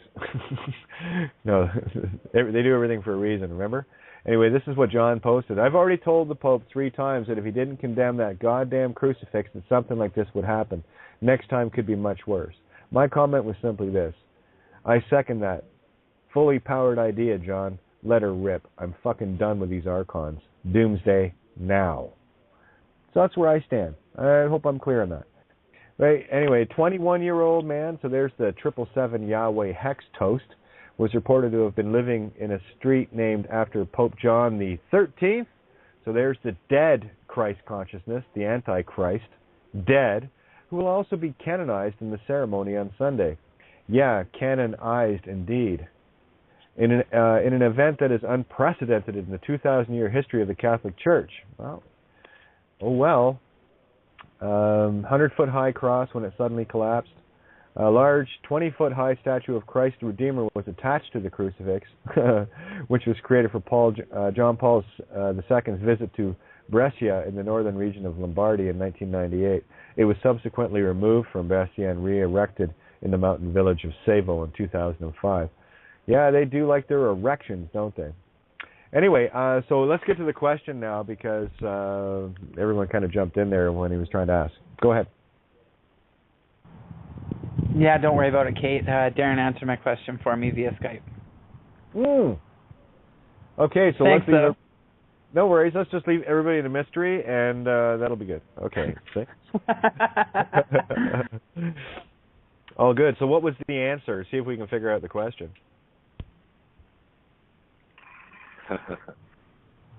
It was just something getting the Pope. Oh, okay. Okay. Well, you know, all fun and games with the Pope, right? Right. Now, here's a little post. Yes and no. That's all good. It's all good. We all have to stand our post, and your chosen post is so beneficial to all others as is yours. Thus, it is also correct. feeling one but takes great fortitude. Oh, yeah. And again, I wrestle with the whole notion of, am I going to really go on the air again tonight and do the same thing over and over? Of course I am, because what I'm seeing is day after day, all of these wonderful little victories that keep coming in. They're not little, they're huge. They're entire system changers, boys and girls. Since when does somebody get picked up, taken to jail, and this happened lots of times, and then removed? You see, this is the thing that I was kind of wondering about Santo Bonacci. Why didn't you get it? You know? And I'm not taking a shot at anybody here. These are the questions I ask. What was it that made you doubt this? Right? It's just simple, you know, and you got other people that want to, you know, go and take courts on and this, that, the other to try to set precedent or do whatever. Go ahead. You want to play with a demon, you're going to get eaten alive. How about you just completely understand what it means to break free from the NAME-A-HOLIC addiction that you have, and understand that once you do that, there is nothing in the vampire werewolf kingdom that can come near you. I've already explained the arts issue there with the cops and the sheriff couldn't even set foot on his land. As soon as no, I'm not that. Close the door. They had to leave.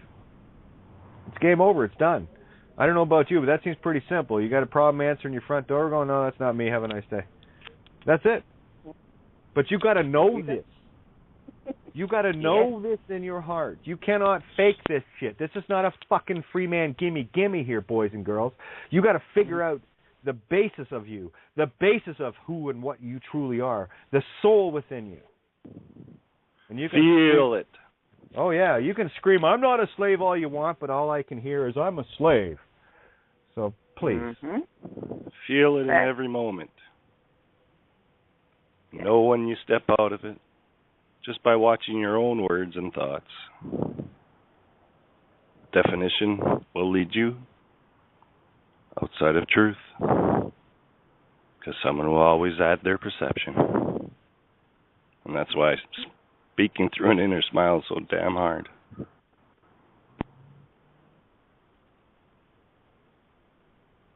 So true, my friend. It's like the man said last night, the Mark Patso said, get rid of fear. You know, you need to conquer your fear. Yeah, he was speaking about guns. It's like he cannot he's obviously not conquered his fear if he's still armed. You know I don't know, but I think it was Borean did a beautiful post, and I know Borean was on the table here. I'd like him to share it. But he made the point perfectly in that what kind of gun did Neo have when at the very end of the first movie when all the shots were getting taken at him? He had nothing. He just held up his hand, stopped the bullets in flight, because they can't touch. That's the allegory of nothing touches you when you get to this state of consciousness. Also, Jesus turned the other cheek. You could say that allegory for that too. Yeah, turn the other cheek. But again, you don't see that also is allowing something to harm you. Okay, so I would get even more anagogic on that. But the simple truth is this: meat sticks, egos, physical id entities need guns. God doesn't. Thank you.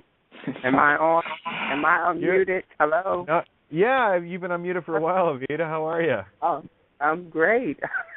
Always. How are you? You're great, too. My normal bitchy self, but you know me. Magnetic electric system. Oh, yes, all the way. I just wanted to share my little take on last week. Okay. Gaia Ship, she posted something on your wall earlier today, and you commented on it, and then I commented this. It says, I'm cocked and fully loaded. I have plenty of guns.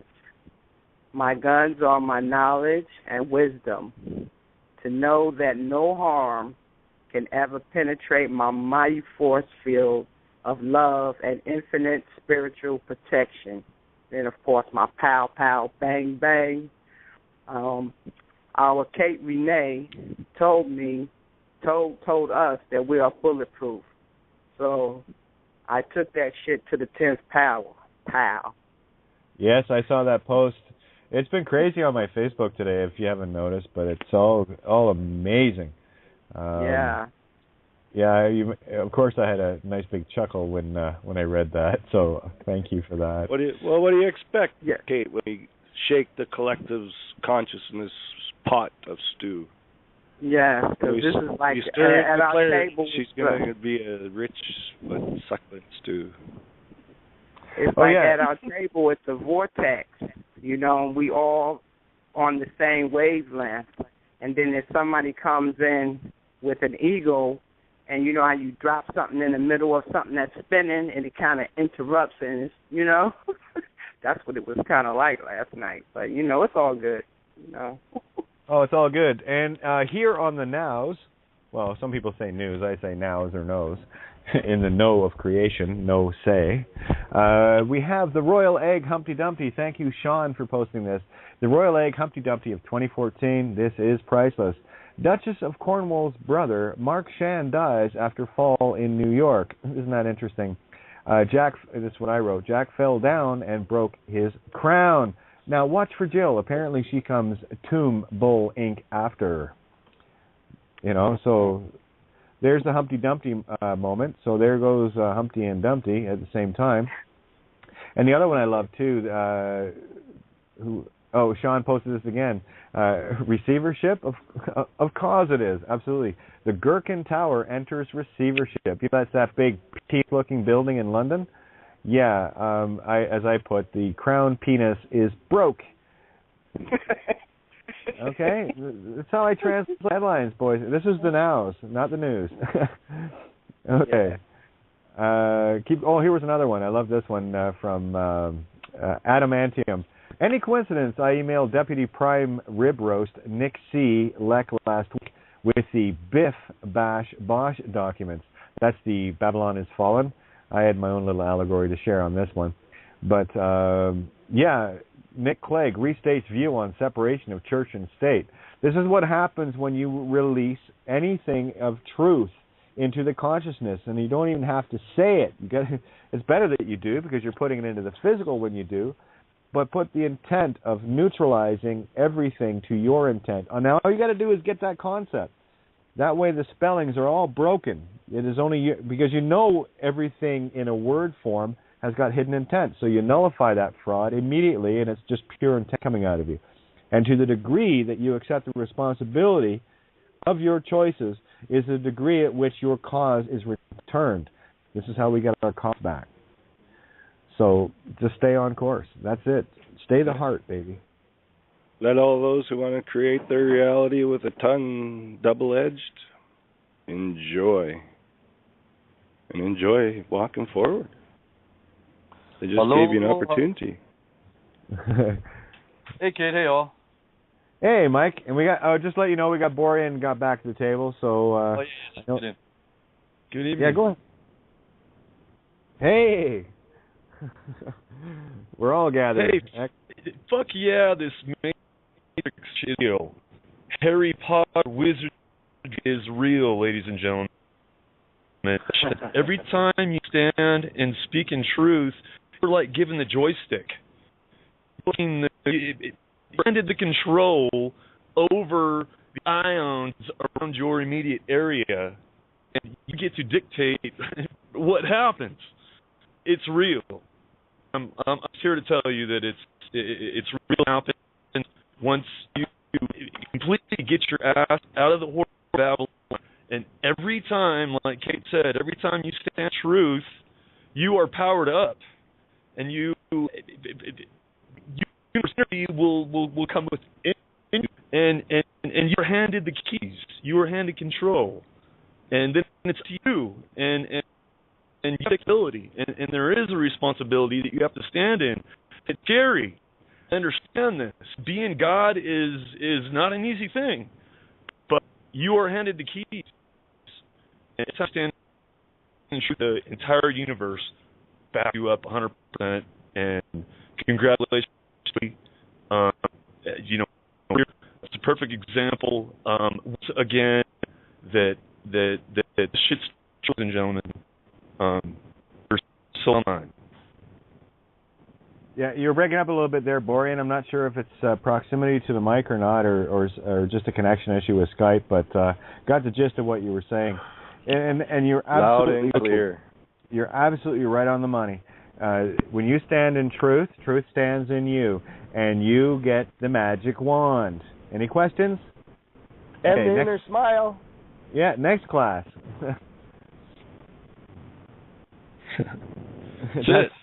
That's it. Yeah. Okay. Show's over. What? Go ahead. I'm just curious. You're talking about new class. I suggest let's start one.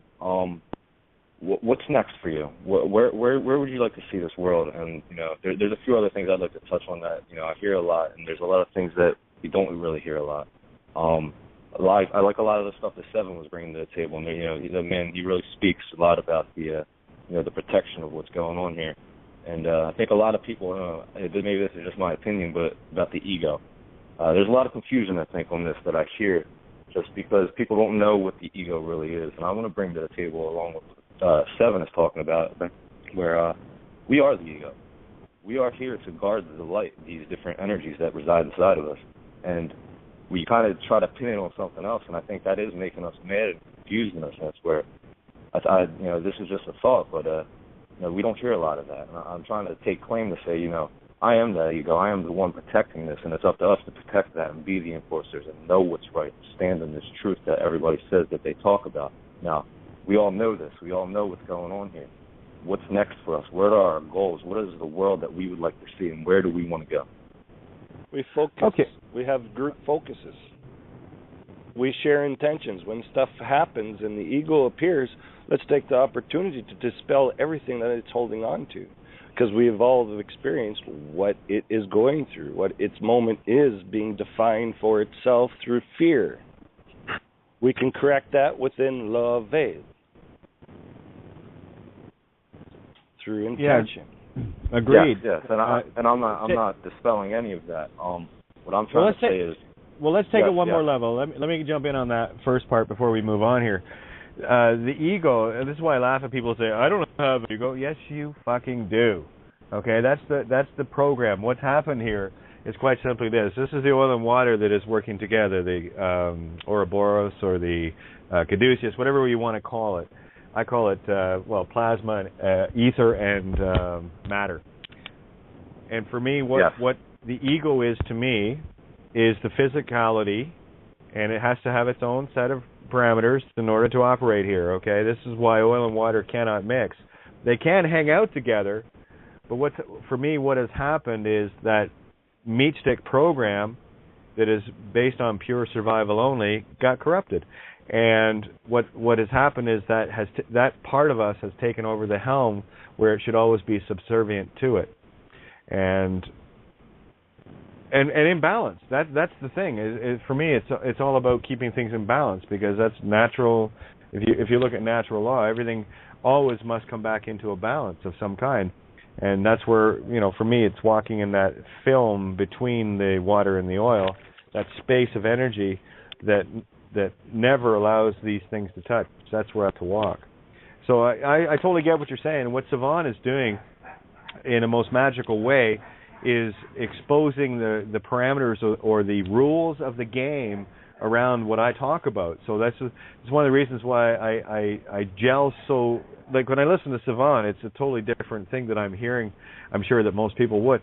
What he is doing is he's showing all of these rules and parameters of what's going on and why, once you stand in the truth. I mean, these are all esoteric theories. They're not theories, actually, but these are all esoteric things that people like Savant can bring home in a very literal sense. I try to bring it home in the literal sense from a writer's perspective, where he's coming at it more from a very diligent, knowledgeable researcher, but we're still telling the same story, just from different perspectives. You know what I'm saying? Exactly, and that's what I'm trying to say, and I want to really bring some light on that, to where I've done a lot of that research myself. It's been about 5 years now that I really dived into this world of everything that we all see, and it brought me. This was around some of these last points. It took me that long to find these points that really bring it all together and bring it home to where you can kind of knock out all that chafa, as Bruce Willis would like to say, and just really simplify it and just bring it out. And you guys do it in a very good way, and I can't wait to hear what's next. Just like to see the changes that everything has made. But again, what are these changes going to be? Like, what do we want to see in this world? And that's, I know what I want to see. My seeings aren't going to be here for a few, but I'd like to hear what other people would like to see in this world, so we can all come to the agreements of what we would all like to see. I think we're a little out of practice. That's it. Yeah, I like that approach. Thank you. That's exactly. We're not used to being as we are. We're just freshly programmed that we haven't even fully realized the full potential. It's going to. That's why you got to go within, even in the good. Yeah. Go to the point where you're seeing something and literally just taking it apart and seeing it reversed. See, like you're doing it. Hey, the Darren, moment you accept and hear the words that Kate and anyone else ever shares is Darren, a truth that you accept within you. What you said earlier hit it right on the nail right on the head with regards to last night. In order for us to be able to transmute something, we have to be able to observe it neutrally, to see what it is that we do not want. And when we see that, that's when we put our counter intention to balance it out and neutralize it. So what you had said earlier with regards to all the see, to me, it's just an observation. I sit back and I'll play with Fluffy on occasion. She's fun. I got to take her for walkies anyway, right? So, and it's the only thing that sometimes egos will listen to, and it's fun. I actually enjoy it. So, especially when you got full control of the leash, it's awesome. Anyway, totally. The point is, I love what you're. Okay, my objective, things that I would love to see are no borders, where people can move freely without threat of guns being made completely non-existent. I think the example I used. Imagine if mankind only had invented one weapon and it was a hydrogen bomb, and you were able to open carry on your hip. How many fucking times would you pull that puppy, knowing full well that as soon as you pull it out, you're done with it? And that's exactly how I see a gun. It's just, to me, it's the same thing, just ethereally on a spiritual level. Never mind the nonsense of trying to think, well, a hydrogen bomb is a big explosion and a gun's only a bullet. See, that's left brain ego rationalization. And that'll keep you spinning forever. Me, I just say, well, listen, both of them kill. That's what they have in common. So if we have something in common that kills, best get rid of it altogether, yeah? That's how I see it. Just like everyone has blood in common. Just like language has sound in common. Just like everyone on the planet has a name. And an emotion, no body, in common. I no longer have a name, thank you. I have a moniker, or you can call me, or I will answer to. I have no name, thank you. You have a Kirose location. That's translated GPS. GPS turns into KRS. Isn't that funny how that works? You have a Kirose location called... how am I supposed to find Randy? Oh, well, I know that Randy is pure, beautiful light with no name, and only he can hear the frequency that's going on in his head. But I know how to get his attention by saying Randy, and that's something that is a map location for me to locate the being that is operating the body that is commonly called that. In order to find it, it's just a Kirose, which is, look at that, I fucking love it. The life of spirit, breath, creation location works perfectly. And I consent to agree with that contract, sister. Is that cool, eh? Guacamole's done. We have red chips, blue chips, and we also have Sotil chips. They're all natural, so we all made them, so they're of course natural. But what I want to see no fucking concrete, no metal, no pavement. I want to see trees. I want to see tigers playing around with dogs. I want to see me flying in the air whenever I fucking feel like it because I fucking want to. I want to see. I want to see people who are 95 running marathons because they feel like it. I want to see people who are 95 and look like they're 10. I want to see people doing whatever the hell they want, and they're not breaking they're not breaking the law, that one law that we all live by, because we love it. That's what that's what I'm gonna see. That's what I'm gonna see. I'm gonna see me standing on Mars. I'm gonna see me standing on the Pleiades. I'm gonna see me standing on a tree. I'm gonna see me balancing a leaf after a leaf, and then I will ask them if they will play with me and if they will all fall like dominoes. But they will fall up. That's what I want to see. Completely amazing. That is exactly. I mean, lovely. That sounds like a party. Can I do a quick shout out before we roll? Well, I'm not sure if we're going to roll over. If it keeps going, I'll roll for a bit. But just want to do a quick shout out because I didn't get a chance last night. I didn't get a chance last night. I was trying too. I even said it. But anyway, it doesn't matter. Hosts apparently don't matter at this table. But anyway, it's all right. Anyway, big thank you to Paul Giovanni and the crew at criticalmassradio.co.uk for one, having this platform available so that we can come to the table and throw shit bombs at each other and just laugh about it later, which is always fun. And again, thanks to everyone that comes to this table and throws shit bombs because, God damn it, we get to see the contrast, and that's awesome. Scuba Nose. Okay, there we go. If I have scuba nose, tell me. It's all good. Doesn't matter to me. But anyone that has been helping and can help, greatly appreciate it, and greatly will appreciate all the support to keep this table going, because I tell you right now, it's the only ship that's sailing true on course, and I know that because of all my fellow crew members. No one's the captain of this ship. We are the captain of our own, just sailing into very long, they were charted, but we're now moving back into the charted waters that we knew and always did knew, making them brand new at the same time. And I just want to put one more point out there with regards to all knowing. That'll melt your mind. So for me, I just sit back with the cab driver riding in the cab, and I accept all things to be presented as I need to for that beautiful, most perfect of endings that I think Randy and you guys have just got a really cool idea of the end scene. So thank you for that. That being said, I got Brandon coming in here too. So I'm not sure if we'll roll over tonight, but that'll be entirely up to you guys. So carry on. Thank you, everyone. Aloha. Hey, should I read out the phone number? I probably should in case we do roll over. Just lost Darren. Anyway, he'll pop back in. Yeah, we got just under 15 minutes to roll over. You can call in at 661-467-2401, and of course you can Skype in using BTR listener 058 or Skype in through the Blog Talk page. And I'm not going to bother telling everyone how to do it because I've done it too many times. You don't know it by now? Well, then figure it out. I had to. I'm going to make you gods one way or the other. Do it yourself. Okay? It's all good.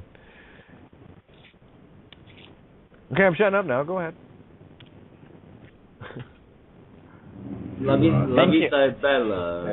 Good movie. Hey kid, I was at an undiscooled location earlier.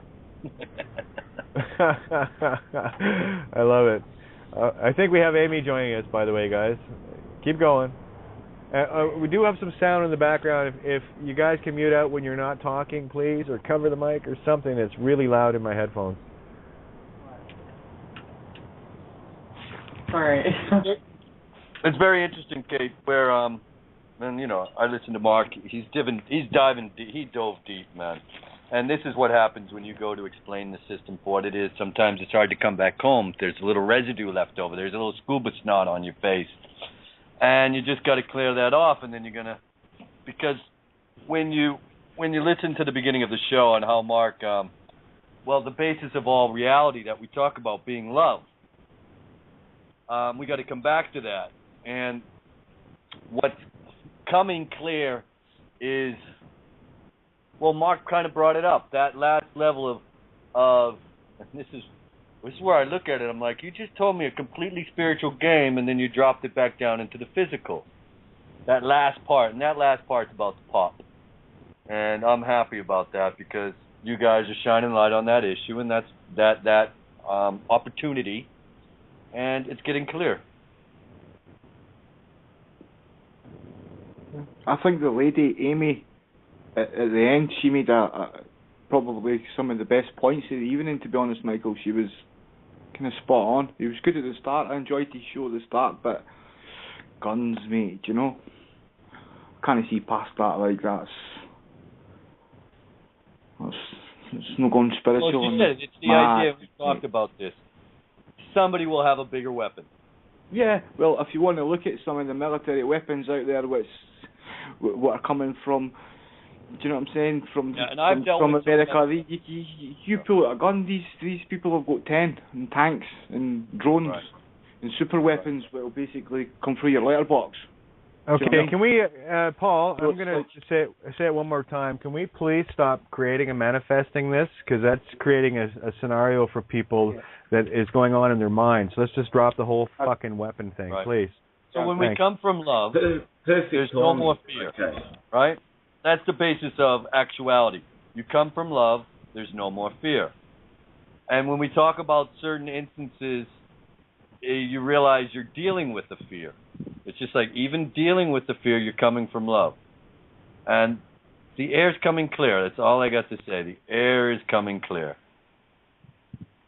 Can I talk about a movie? Oh, please do. I love movies. Life is beautiful. Life is beautiful. La vita è bella. I love the phonics and the sounds and the way he uses his voice in that movie. Principessa, you know, he's just beautiful. Yeah. Okay, what about that movie? I was talking about it the other day, the one with Seth Rogen and all them playing themselves, The End of the World or This Is It, whatever it was called. Well, have you seen it, and what was your take on it? Haven't seen it. What's it called again? I think it's, I'm going to Google it, but it's Seth Rogen, James Franco, all those the top comedians. It's called This Is the End. This Is the End? This Is the End, yeah. They're taking the piss out of each other. It's quite fun. I mean, mate, Wolf Creek I 2 shits on that. I can Wolf say Creek it gets right 2, to the mate, point. that'll fuck your head. Speaking of Seth Rogen and Franco, I read an article that they said that Kanye West asked them to perform at his wedding. That pyramid that they do of him on a motorcycle. He said that he asked him, he requested some people stop saying that Kanye don't have a sense of humor, because Seth Rogen said that Kanye wanted them to perform at his wedding. Have you seen that skit on YouTube yet of him imitating him and Franco imitating Kim Kardashian and Kanye on the motorcycle? Oh, it's a fabulous scene to see. Much comedy, if you're into laughter. And Kate, you have called up two of the musicians tonight. You're talking about taking a fantastic voice. You know, that was sung by a group called Lakeside. I said, this Nick ain't you. Then you came up and talking about, I'm not going to tell you if you don't know me by now. Well, you know, that's Harold Melvin and the Brunos. I said, well, Kate said, well, she is on the musical tune right along and now, making those type of statements. Yeah, I love that tune. If you don't know me by now, you will never know me. So, time to get over it. Kate, hi, this is Amy. Amy, oh my God, good to have you, hon. I thought you were there. Hello, everybody. You know, Hello. enjoy this. Here, one sec, guys. We got some noise in the background. Mute out, or I'm going to mute everybody except Amy for a few minutes. And what a pain that is, because I got so many to mute. Thank you. Yes. Okay. Okay, who's doing all the scripting around with paper? If I hear it again and I find out who it is, I will boot you from the call. I won't mute you. I will boot you. I said that earlier tonight. I meant it. I feel like Sulu. Do not test me. You will fail. Anyway, go ahead, Amy. I love this. Hi, good evening, everybody. You know, I'm loving the show, and you know, I'm like Bob Marley. I have so much things to say right now. And so, you know, today I poured some candles, and I've arranged some flowers, and I smoked a bowl. And I just wanted to share with everybody that, the whole legal system has supplanted the matriarchal system, whereas all the land and the property remained in the care of the women and the children. Thus, that ensured freedom for everyone.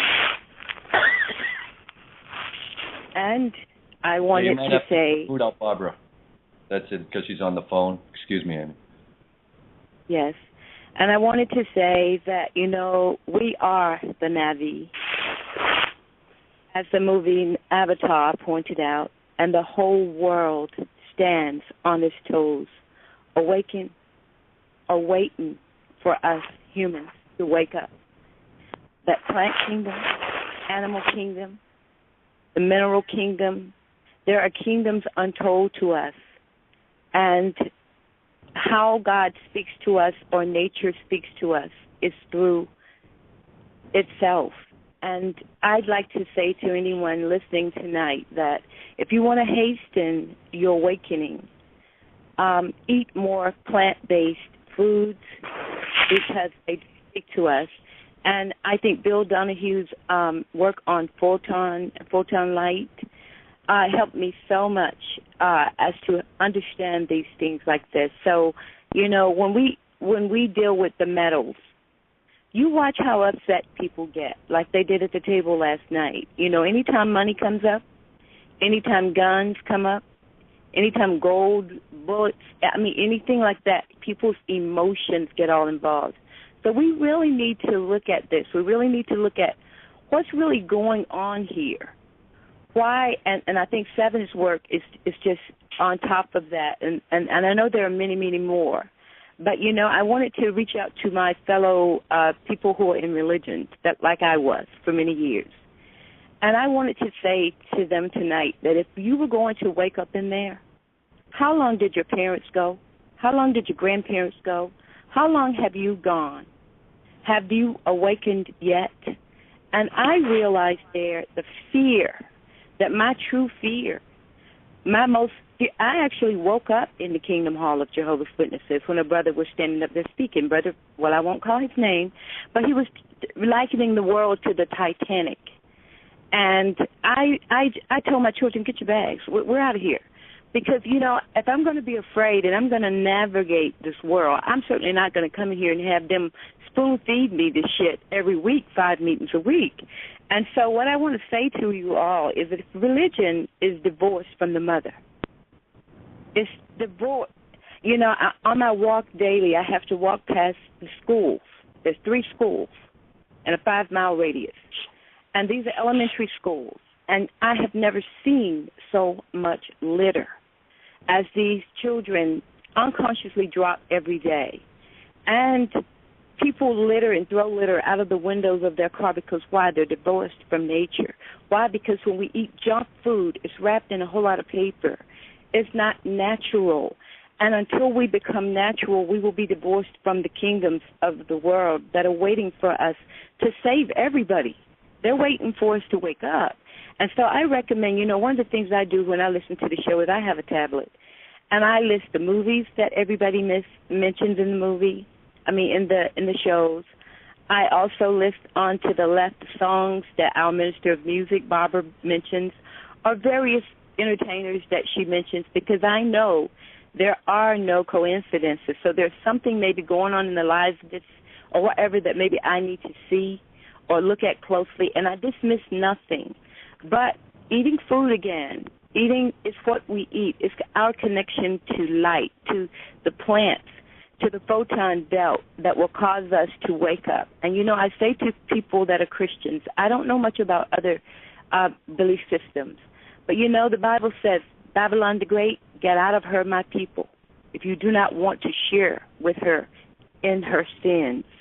And her sins are massed to the heavens, and her skirts are full of blood.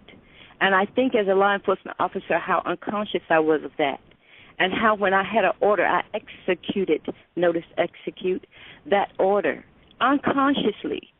I remember all the involuntary commitment orders. at that time, before they outlawed it, we were locking women up. We were literally kidnapping them because they were having too many babies. And so, therefore, I didn't question it.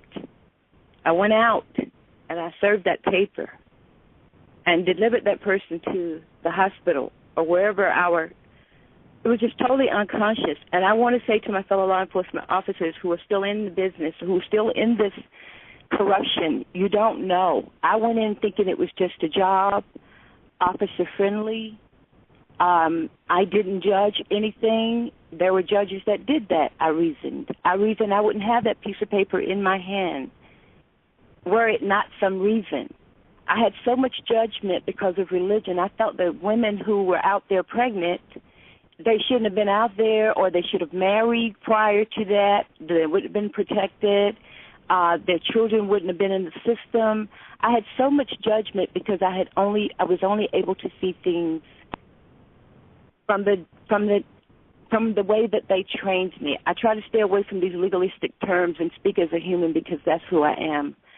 And I just implore you, if you're not ready now, you really need to honestly look at what you're doing. And I didn't know that I had sold my soul to the devil. I learned it at this table when I became a sworn law enforcement officer. It explains a hell of a whole lot of things that occurred to me in my life.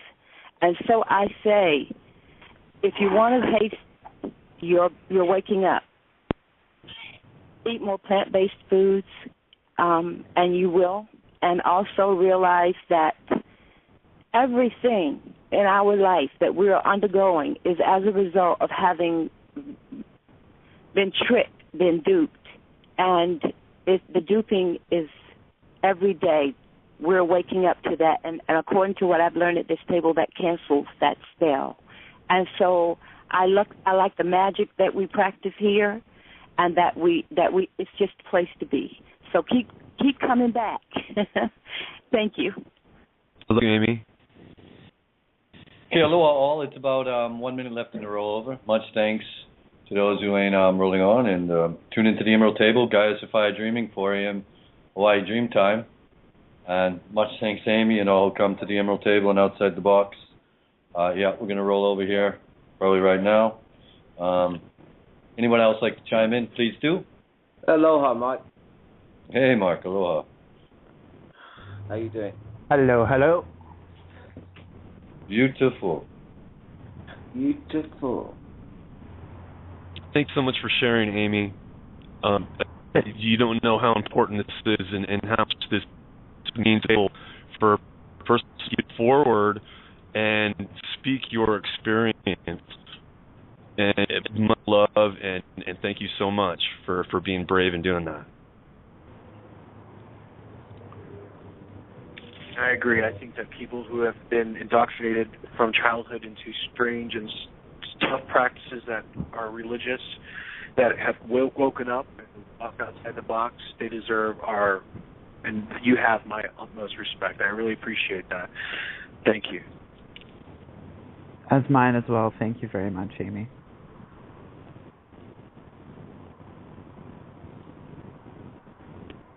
So this is the paradigm shift, people. This is us, again, not looking at another as opposite, as another being. Oh, you're in that role, you're in that position, you're somebody else. You're not inside, This is all is self. Amen, brother.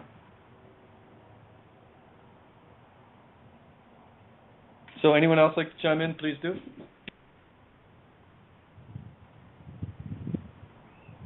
Yeah, I'd like to speak on what she was saying about the the plant-based foods.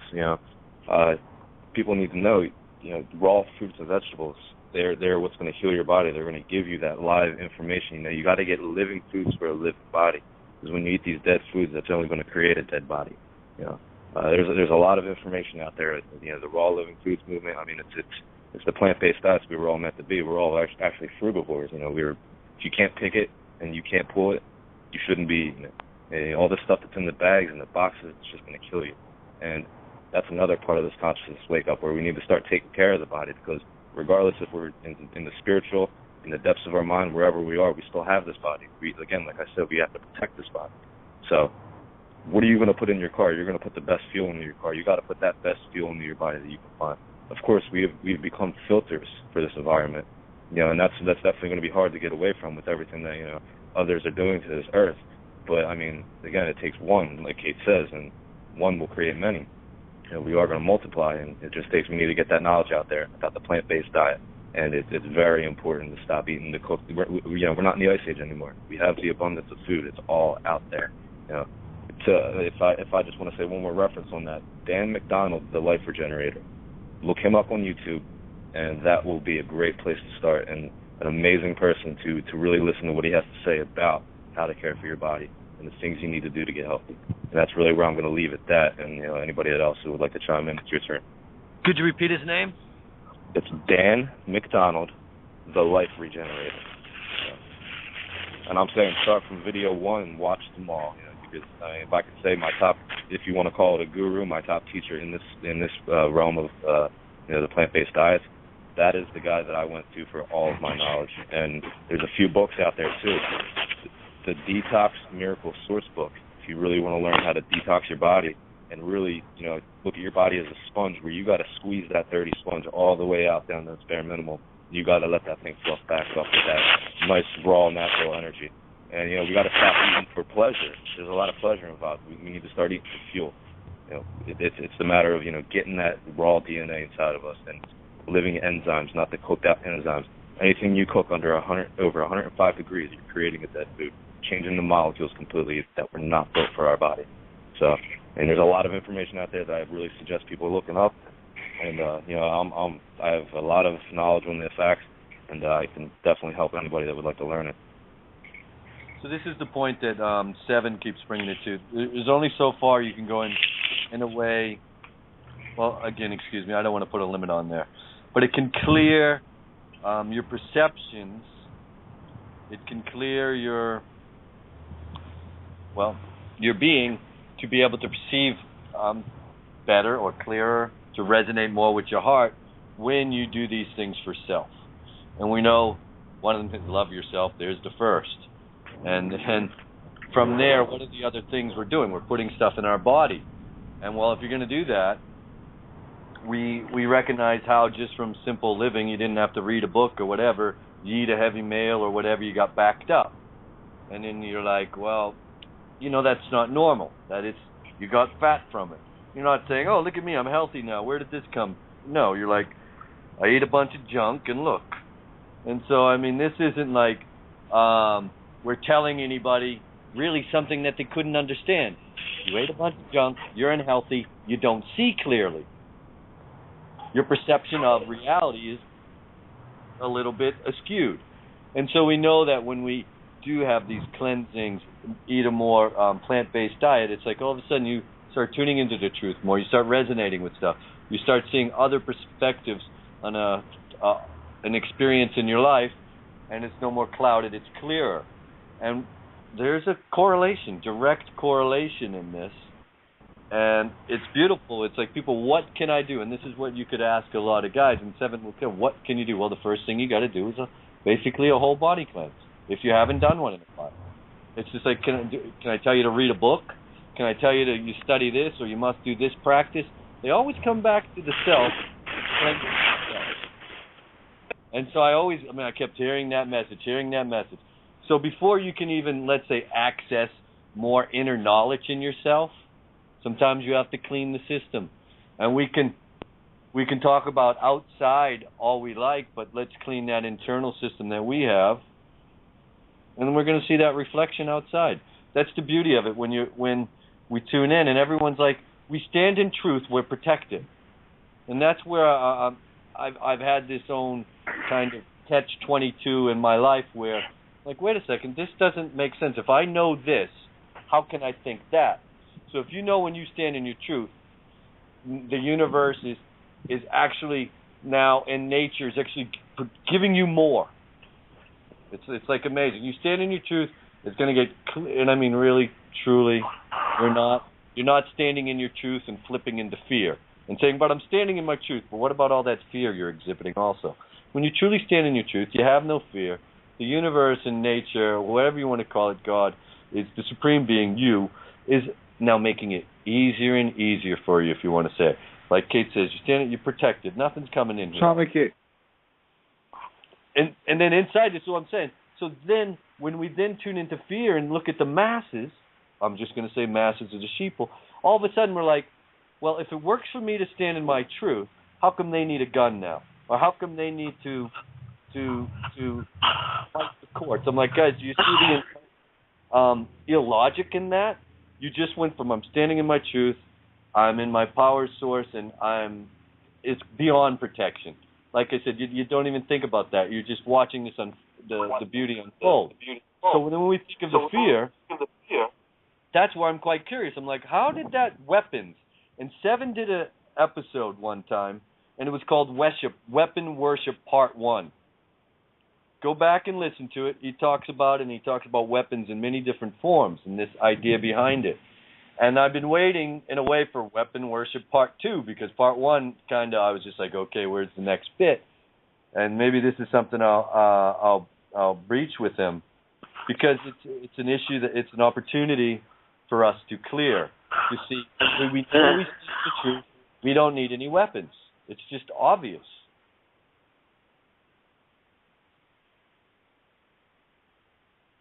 And it is an example of before. I said before, well, that was a different time. That was a different date. That was maybe the same. Yeah, open up.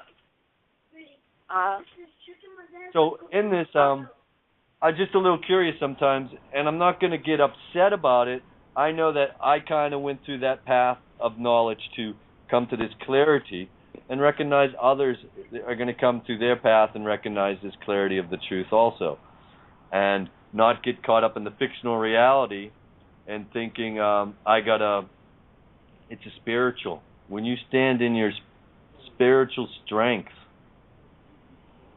you don't get into this, like Kate said, they walk away. And it's just not the meat stick puppets on another level. It's on all levels, if you want to slice it like that.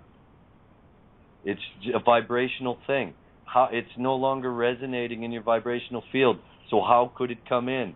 It's no longer resonating in our world. That's why it is leaving. And in the leaving, it rears its ugly head and tries to make one last show that, look how big I am. And I'm like, you're a little mouse. Get back in your hole.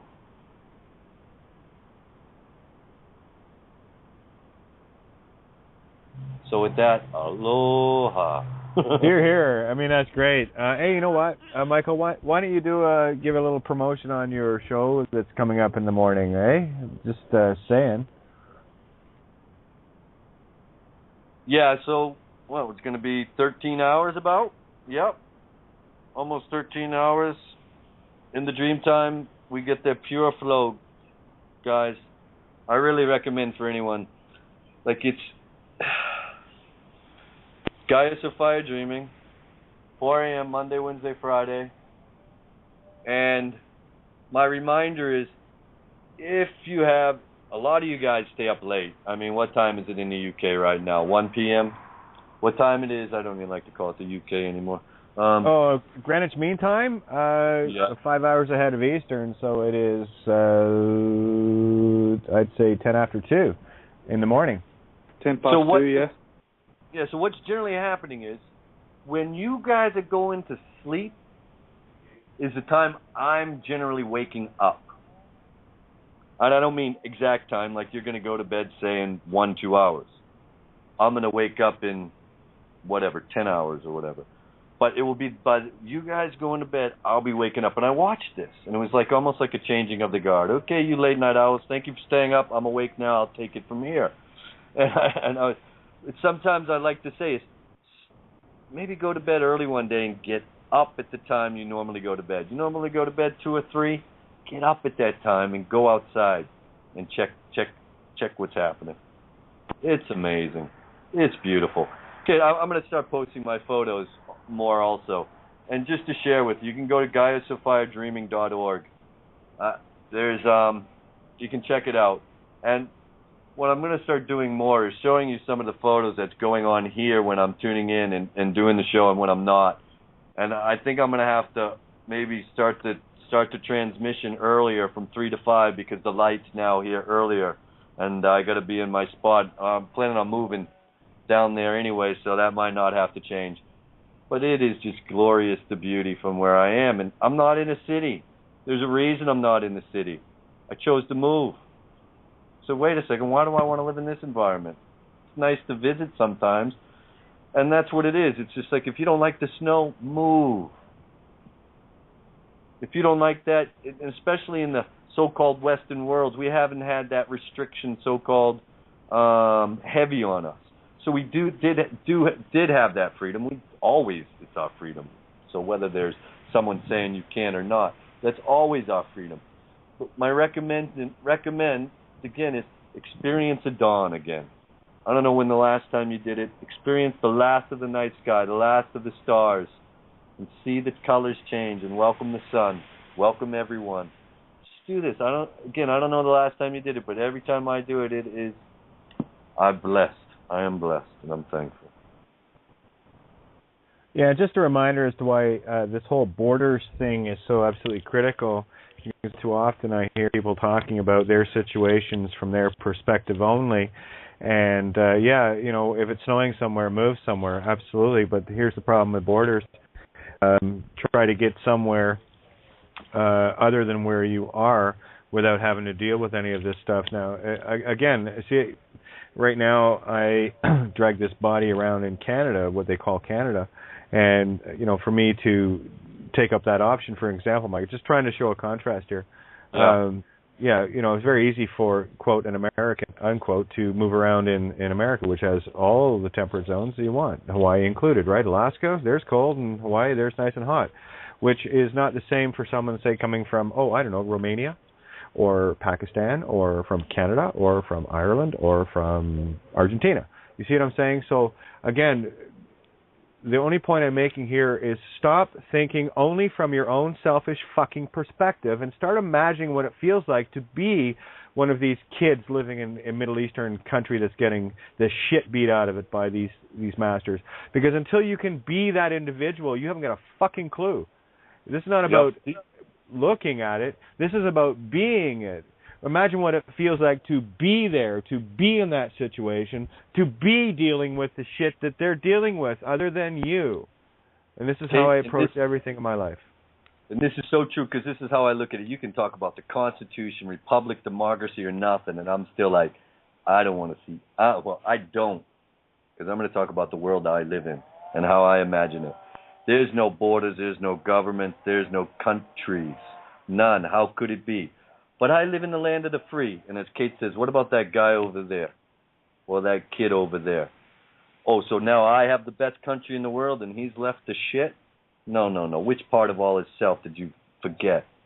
So for me, it isn't like my neck of the woods is all pretty. No, it's the whole planet. It's everyone. That's how you have to look at this and remember. Otherwise, it's just my new car, my new house, my garden. I've watched it here, where I am. I'm like, wow, how did... People are holed up in paradise. I'm like, wow, made it to paradise and you're all holed up again. You're not in the mountains in a cave anymore. Get out of that. But they're in this kind of shell in a way. Yeah, we're away from the rest of the world. We're, just tune that out. They're doing, yep. I don't want to see any of that happening. Then they go back in their shell, and I'm like, they have beautiful thoughts of everything, but then in our total interactions, this is why the Emerald Table is so beautiful, man. We're coming out, and people are recognizing each other, and it's going to be now on the streets. It's going to be now where you walk in the field. We're just going to be like, do you know the Emerald Table? Yes. And it's going to be people who never even heard it before in terms of an internet. They got it in their hearts. I've been sharing this. It's in everyone's heart. They're getting this message. So you're going to hear, like, people coming up to you now and sharing this. And you know what? The beauty of all this is about borders and passports and all this stuff. I'm just like, yep, what does this remind me to do? Mike, remember how to teleport. This has been on my mind in my being for 10, 15 years. You know, I've traveled all over this world, and many different reasons I was like, wait a second. Whether it was control or money, or I didn't want to take the bus, you know, for 12 hours. I want to get there quicker. I want to be where I want to be. But this was always, to me, a spiritual thing. I didn't think, oh, the powers that want to be are holding me back because I need a passport. I thought, no, man, I'm supposed to teleport. I'm supposed to bilocate. I'm supposed to remember how to fly. But, Mike, they're going to see you and shoot you down. And I'm like, no, when you're flying on that level, nothing comes into you're not the greatest American hero and dealing like Superman and, hey, Superman, there you are. Thank you for rescuing me. No, man, it's a whole other world that's flowing right now, right here. And our eyes are opening to see it. And we do these things. We have these abilities naturally. And this is what it is. So it's just like, Mike, well, how am I going to get to you from the other part of the world? I think this is how we used to do it. Otherwise, why would I have this in my imagination? This is what it's to me. Mike, you're dreaming. No, it comes to my imagination because this is something that we can do. That's something that we do. That's why I'm thinking it. It's not I'm just like, oh, how can I just make another dream that's not a reality? That was your imagination was attacked so that you wouldn't realize these innate abilities that we have. And we see it from different people around the world. We're like, do you see how that guy could do that? Yeah, if one can do it, we all can. And that's the beauty of this. This isn't just for one of us. This isn't like, oh, you're special and none of us else are. Everyone is. And this is what we got to remember. And when we have this remembrance, we don't have that division. It's just like, you can talk about countries and money and politics, and I'm going to bring it right back to the heart where there's no division. And go, you have one, tune in, and start living in this world.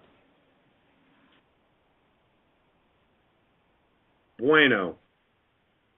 So that was really nice. Nice riff. Nice. I think I want to dub you Aloha Man. If you like it. Because you're not, I just want to get in the practice of please having this a group where we don't need a name. You know what I mean? It's a moniker, and I get that, but we got to get it, right? I lived in a place where you wouldn't give your name and no one really asked for it. I've shared with Kate, maybe with the table before. It was, you just didn't do it. And then when you did entheogens and you went deep, you knew you didn't say anything. You couldn't give a name. It would be like, that was your trap. That was your ticket back. So that's how I find it really funny because I'm seeing it played out now. Because I experienced that on a spiritual level, and now I'm seeing it played out here because there's no difference now between the spiritual and the physical. It's just your perception. And it's not another location. Mike, where's the spirit world? You're living in it. The spirit is alive. You're living. And when you're living and laughing, oh, yeah, I remember my spirit. Yeah, right here. Same world. But now you're in tune with the heart. Now you're living. This is what we're coming into. This is what's here for us. And when we do this, look, when the more and more we truly start living, again, there's no separation in living. And with no separation, there's no more governments, no more money, no more false egos or identities. There's your base. Now look at the world. Wait a second, Michael, there's no more buying and selling? Correct.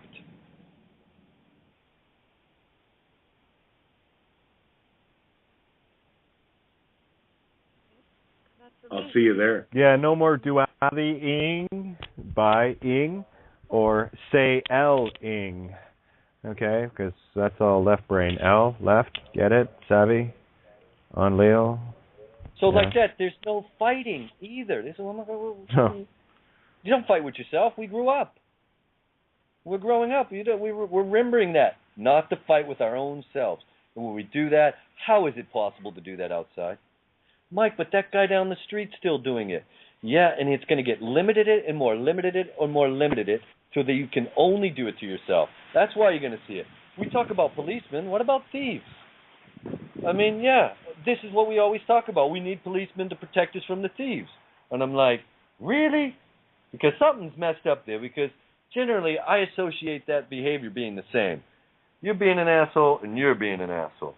So, again, whatever role you're playing, whether it's a policeman or asshole or... it doesn't matter. And this is what I'm getting at. We're still human beings playing a role. When you take off that hat, that costume, and you say, okay, that's finished, and now am I going to go, no, but you were that before, No, man. That's our old ego, wanting redemption, wanting justice served. And we got to end that. It's already been dealt with. And when we come back to all is self, each individual will deal with it. It's just like, what, you don't think that? It's just so lovely. That's all I got to say. Because I look at this experience that we're all having, and it's coming to the realization that we think, well, it's not that I do think. It's coming to the realization that I know everyone's receiving the same message every single moment. And it's just like, no, what, Mike? You mean the Pope's hearing it? Yeah. Mike, you mean that guy living in the jungle that we don't even know about, no one's even seen, is hearing this? Yes. This isn't because you have to tune into a certain station. The certain station that everyone had to tune into was the one right there. You got a heart, it's beating? Yeah, that's the one, man. It's already sending out the signal. Boom, boom, boom. So everyone has that. Do we remember that? Let's start sending the signal from there. I don't have to catch you in your mind anymore.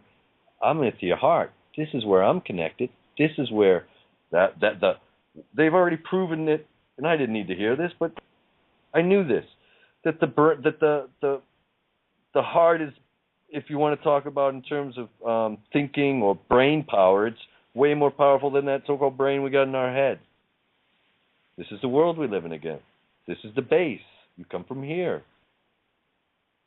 And when we remember this and see this, guys, it's a beautiful world. It is a truly beautiful world. So we can now describe all these other things that we get caught up into. The dead legal fiction world, whether it's business and all these other things, and start describing them in many different ways. And then I'm like, yeah, remember this base. Because if you forget this base, you're drifting in the unreality distortion again. And I'm like, thinking that's reality. And I'm like, and then you're looking for a solution there. And you're like, Mike, but we got all these things. Yeah, get out of the confusion. Come back here and remember this. And so when I remember this, I'm like, yeah, it's a beautiful world. Thank you for the reminder, nature.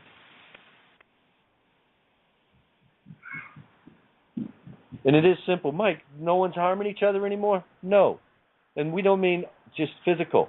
Physically, mentally, and spiritually. This is what is coming into being. This knowledge, this knowing. And when we start harming ourselves, the world will change in an instant. And we will stop harming ourselves because nature, the universe, everything, yourself, is tuning into this. There's other ways we can express this. This is the dominant frequency signal now.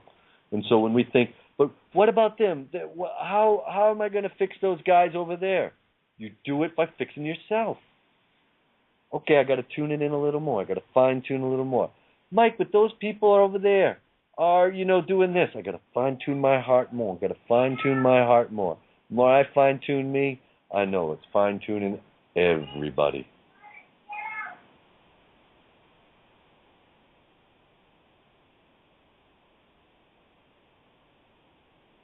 Couldn't agree more. Yeah. Anybody else like to tune in? Yeah. I was just going to jump in there. I was waiting in case you wanted to go on there. Yeah, really, guys, you're not going to sort anything out until you sort yourself out. That's a fact. I know it sucks. I know it's really shitty, and I know that you want to change everything around you by trying to change and make other gods in your image. How about you just let them be created in their own image, and that way you won't get trespassed upon. Because here's the trick of trespass: the instant you try to change somebody else into what you want them to be. This is why, for me, it's neutral. I plant seeds, move along. I don't pick fights. I just send things out, and I leave it there. That is my contract, and it's never rebutted. This is why I laugh when people ask me, well, did you get a response? No, you can't respond to a contract of that nature. The dead cannot speak to the living. They are at complete mercy to everything that I send out in intention of a benevolent nature. And, while the ego needs instant gratification, that's kind of the problem with humanity. Got to feel good now. Good things come to those who wait, and creation helps those that help themselves. So this is how you help yourself. And then, like everything else, you got to remember every choice you make and every decision you make alters your entire universe, instant by fucking instant. And I'm not talking once a second here. I'm talking tons of times every instant of what we would deem to be a second. Okay, that's how this reality works. So it takes a little bit to slide you laterally to that timeline where you don't see it. It's seamless, so that you can have the experience. This is how I feel of it anyway, to have the experience of a continuous moment in that game. Okay, so this is where I tell people constantly, just breathe. For Christ's sake, just breathe. What's your hurry? Yeah, I got to tell you, there have been many desperate days. I've got to tell you guys, and this is why I'm telling everyone, how about you, just for a minute, instead of listening to me and thinking from your perspective of me, how about you try to just simply be me and try to be that experience that I've been through. And then you'll have a better understanding of where you are standing, because I'll tell you, if you can do that, you're going to know who you are. And there are many desperate days that I've had. Many. And I don't want, for me, it's not my wish that anyone else would have to experience that. If they have to experience it, it's because they've wished the harm against me so that they can experience the same game to find the same truth. It's a win-win. Or if they're lacking in soul, they're not going to be around anyway, so it's really irrelevant to me. But again, this is about breathing. Take the time within yourself. The world changes within you to change the world without you. And that it really is a tough thing for the ego to get its nasty little manacles around, because it's used to preying on everything. Okay, so get a grip on the ego. As soon as you feel that anxiety or that apprehension, I want it now, shut up. Just sit down and breathe, for crying out loud. It's like, yes, of course. A snap of the fingers would be great. Are you ready for that? I've asked people this countless times. Are you ready for every thought that you have in your mind to manifest instantly for you? Yes or no? And if the answer was yes, you're a fucking psycho. Because I'm not ready for it. And I take a great deal of responsibility upon myself, and more every day. And this is not about sitting around this table, for me, being all that in a bag of chips. Screw that. I got way better things I could be doing. But this is my role. This is my job that I am fulfilling right now. These are the questions that I have within me to see where I am going. And I simply have learned one thing: accept all things. Everything is perfect. Wait and see. I don't know about you, but get the allegory of Christmas morning. Why the hell do you wrap presents up anyway? Because you want to be surprised. So let's just get the notion that this reality we're coming to is the best present you've ever received. It is the most astounding reality you could ever comprehend. And we're there. There's not becoming. This is being now. We're not becoming that. We are that. It's merely the acceptance of that fact that people derail themselves constantly. I do not create in a future tense by saying I'm going to become this. I fucking am this. I am now. There is no past or future in my reality. There is simply now. And I'm learning, instant by instant, to adjust my own vocabulary to be now more, so that people can understand it. Because in those habits of talking of future and past, which are well ingrained in all of us, myself included, it's like a bad habit. It takes a little bit to break, but you got to be aware of the habit first. I don't know, if you were walking around smoking, you didn't realize you were smoking. Well, are you smoking? Well, you don't know you are because you're not aware of it. Become aware that you're smoking. Be aware of the habits that you have. The ego is the only place where you will find these things. That's why once you get a grip on it, then you know how to control it. Remember, the wife must be subservient to the mind, which means to the husband, which means the emotions must be subservient to the mind. It's nothing to do with sex. It's got nothing to do with tits and ass and cock and whatever. It's got nothing to do with that. And the sooner people get out of this whole physical mind trap, I play an energy game where my intention is only focused on that. Yes, I see people, I see bodies and stuff and everything else. But I'll tell you what else I see far and above that is I see the correlations of the energies intertwining and how are they working. This is what I look for. And my intent only comes out from an energetic. It's irrelevant in what form that manifests, because that whole physical form is the illusion. That's exactly how religions have ruled people. That's why they had at schools doors over where the girls come in and doors over where the boys come in. Because the whole game of separation in that regard is exactly what has controlled us, divided us, and conquered us. This whole thing about religion, multiple, countless religions, that has everybody thinking in one way or the other and totally defiant against each other. My God is better than your God, and I'll fucking kill you to prove it. My Second Amendment constitutional right fucking says so. Yeah, that's real mature. Yeah, that's real loving. You know, praise Jesus, pass the fucking ammo. Yeah, that's loving. I don't happen to remember what kind of high-powered weapon Christ walked around with, or Muhammad, or Krishna, or Zoroaster. I don't seem to recall any super-duper high-powered shite that they were wielding. No, the only thing they did was they carried truth. And that is the only impenetrable shield you have. And as it was said earlier, I think Boren was the one that said it, all you've got to do is stand in truth, and the magic comes. Have a little faith in yourself. You've been duped for a long time, so was I. Here's a little saying. My favorite saying of all time for me is this: don't worry, you'll get over me. I did. And if you can be offended in any way, shape, or form, well, you're still operating in meat stick land. And that's one of the reasons why, and I got to tell you guys, this is not the way I like to be all the time. But someone's got to do the bitch role in order to crack the whip. You matter that much. And the only thing that really drives me batty is when I see these ego things spinning out of control. And I know what's happening, and that's when you are the furthest away from the beautiful essence that I see. Now talk about a catch-22. Try to confront that. And the first thing an ego program does is it jumps in full defense. So it takes a very, very, very patient being to work with themselves to discover this. And once you discover this, once you get a grip on the emotions, it is as simple as that. If you have an emotional reaction to something where you really feel it, I'm just getting really good at displaying it. I don't feel these things, but I know what I'm saying, and I will speak to the ego. But when you feel an emotion, when it hits you, you better have a quick fucking look at that. Because that reaction is a program reaction. The unconditional soul, you of all creation, don't need such a thing. You can choose to. You can choose to be angry. You can choose to be anything and everything you want to be.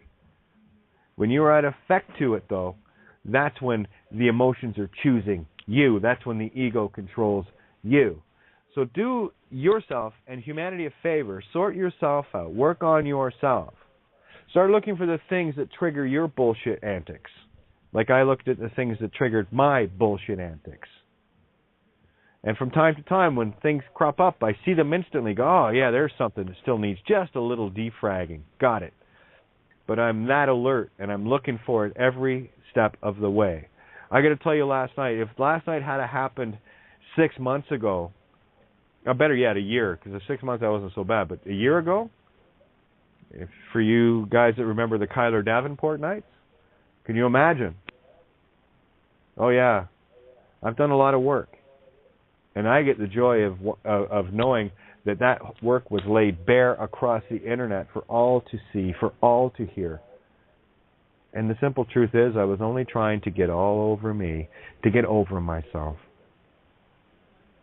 So if you want a living, breathing example, listen to, all you got to do is listen, and you'll see the transformation for yourself. Probably a whole lot better than I did during it, but I'll tell you, not any better than I can see it now. And it only gets better from here, and that's it. So a mini little rant over, but guys, you are spectacular beyond spectacular. You don't need to try to be a star because you already are. Shine. Be you. And dare anyone to try and challenge that from a very neutral position, not ego, of course. Okay? You are that's wonderful. That's excellent, sister. And I kept running through my head a couple points. One, that they, you know, the minions, and even the whatever, the old overlords, if they're still around, if they're not cloned or whatever, they cannot handle us. They don't want to. They don't want to deal with us. They really don't.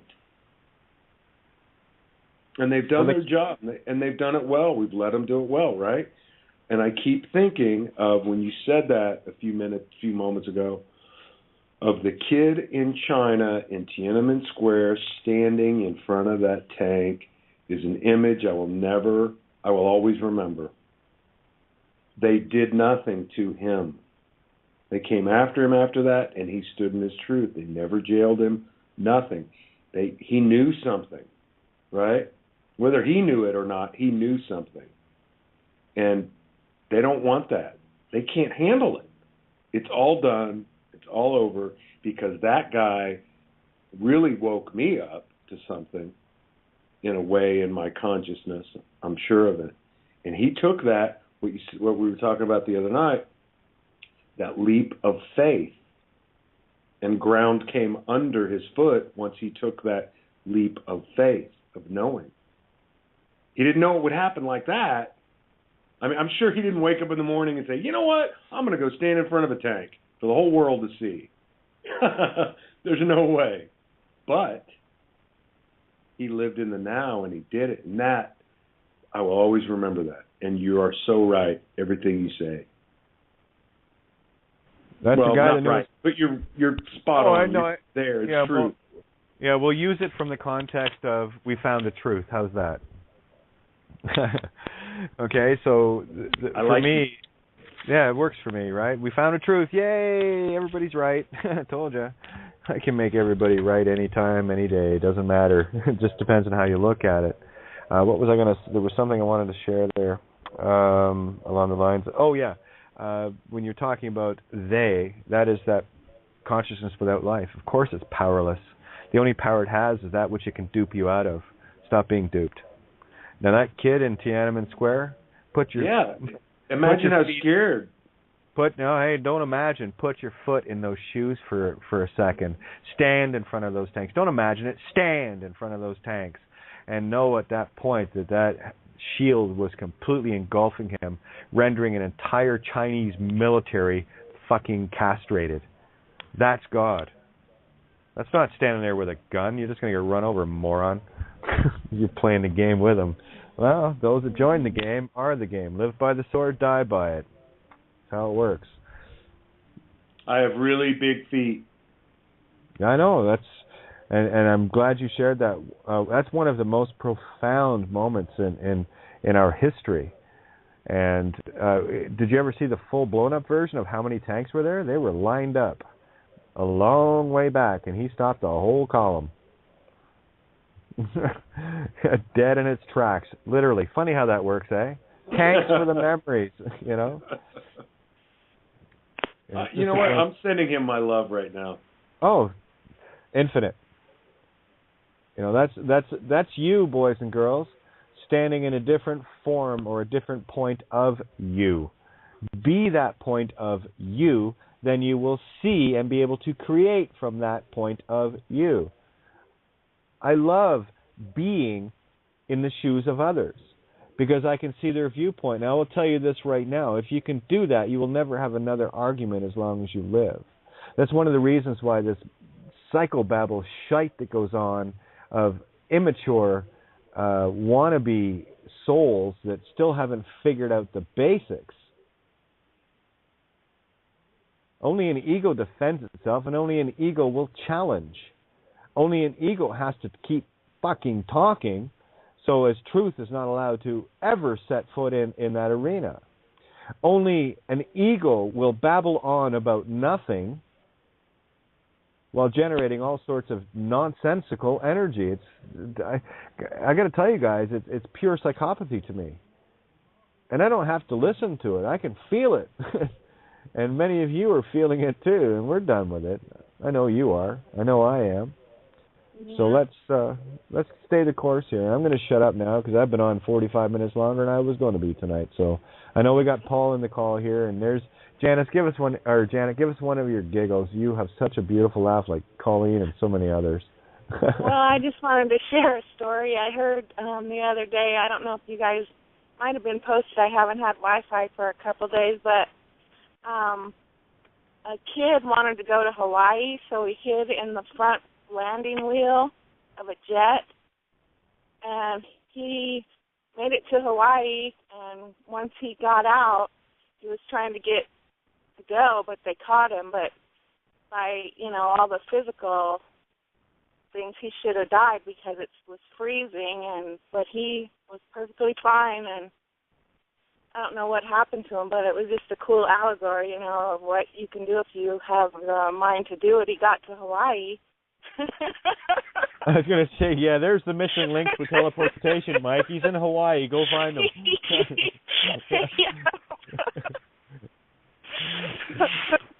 That kid's got some answers. That's right. That's what I do. I'm like, where there's a will, there's a way. I'm going to be flying there myself, but not in the landing gear. Well, I'll tell you, going to Hawaii, you're at 35,000+ feet, and I tell you, with a regular pilot's license, you're not supposed to go above 10,000 feet without oxygen, right? So that's what they were saying. Yeah. That's pretty impressive. Mhm. Here's the article right here. A teen stowaway who survived a flight over the Pacific in a jet's wheel spent 7 hours undetected at San Jose International Airport before the flight departed, according to the law enforcement officials. And it's entitled Honolulu. This message came out of Honolulu. Yeah, perfect. Mm-hmm. It looks like TSA is doing their job as always. Now, I just want to mention, Steve, your mic is open as well. I just had to throw that in there, right? Yeah, they're on it. Good evening, all. Hi, Steve. Hey, Steve, how are you? Thank you for sharing that, Barbara. That was beautiful. And Janet. I just wanted to say, Kate, I am the witness. I am the witness to what you just said about what you would have done a year or so ago, and what I probably would have done a year or so ago. And yes, I have witnessed the transmutation, the transformation of our own beings. And Isn't that cool? You have done. Yeah, it's so neat when you get rid of all of the anger and the all the crap, and I will say that I daily go through my own strangleholds of fears, just because I know that this is done and I know that this is over, that does not mean that it is not a daily chore for me to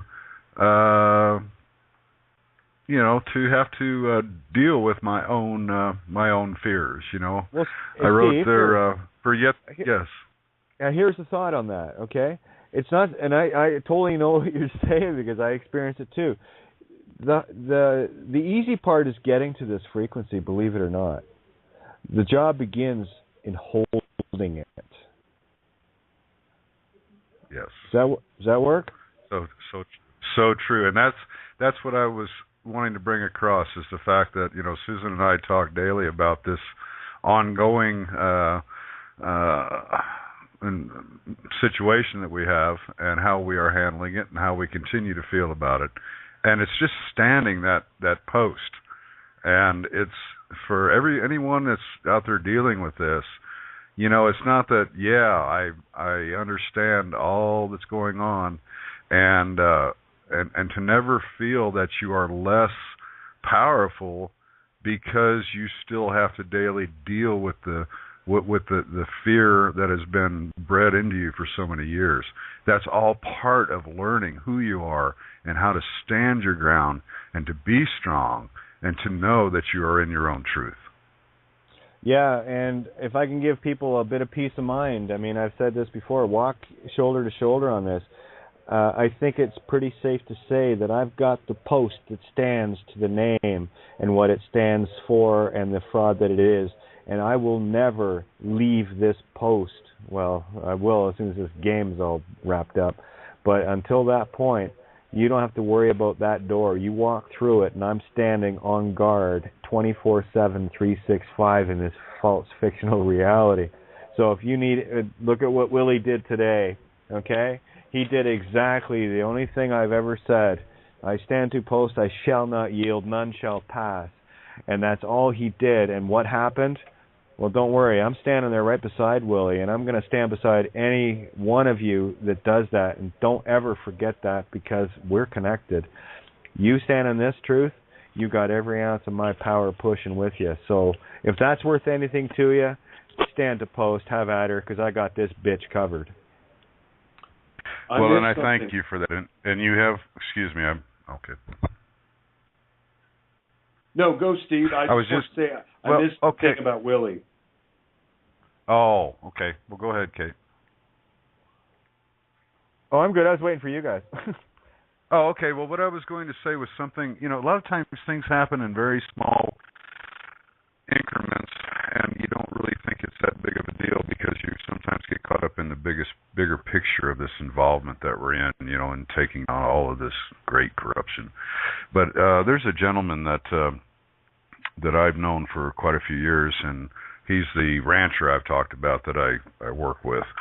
And he's about 70 years old, retired electrician, commercial electrician, staunch Democrat, very party-minded union guy. And him and I, of course, have had quite a few interesting conversations over the years. But here of late, he is the one who stood with my wife and I when this all came down a couple of years ago. And he has stood with us completely in this whole thing. And we've talked over the last couple of years, and I've, explained to him about the birth certificate and about the court systems and about the corporate government, all the crap. And so, and he's slowly, starting to digest this. And I think I mentioned about a year ago, he said, Steve, I always thought you were just a conspiracy theorist, but something come up on the news and it verified you're not as crazy as I thought. Well, today it started raining, and we were getting ready to go get some trees out of the hay field. And so we stayed at the shop and let the rain pass. And he goes, let's sit down for a minute and talk about this thing you're going through. And he said, you've explained to me about the birth certificate and about the name, and all this fiction that's going on. He goes, let's just role play this. If you wind up in this court next month and the judge asks you your name, he said, what will you say? And I told him, I said, I will say I am the witness. And he said, well, what is that going to do? And I said, I will be the witness to the fraud that was perpetrated upon me by the birth certificate document issued by the corporation of the state of Missouri. And he goes, you won't say that you're Stephen Keith Mahon. I said, well, I could, because, I can be Stephen Keith Mahon, or I can be an asshole. I can go by any name I want. And he goes, let me see, I think I understand this, Steve. He said, if you say that you are what they are asking you to be, then you are acting in fraud because you are not that name. Am I right? This is a 70-year-old Democrat saying. He goes, you can't do that, Steve. You cannot claim that you're that name. And I thought, wow, for a staunch, worldly person who believes all this stuff to finally sit there across the table from me and say, I get it, Steve. It was an amazing moment, and that was the biggest step I ever made.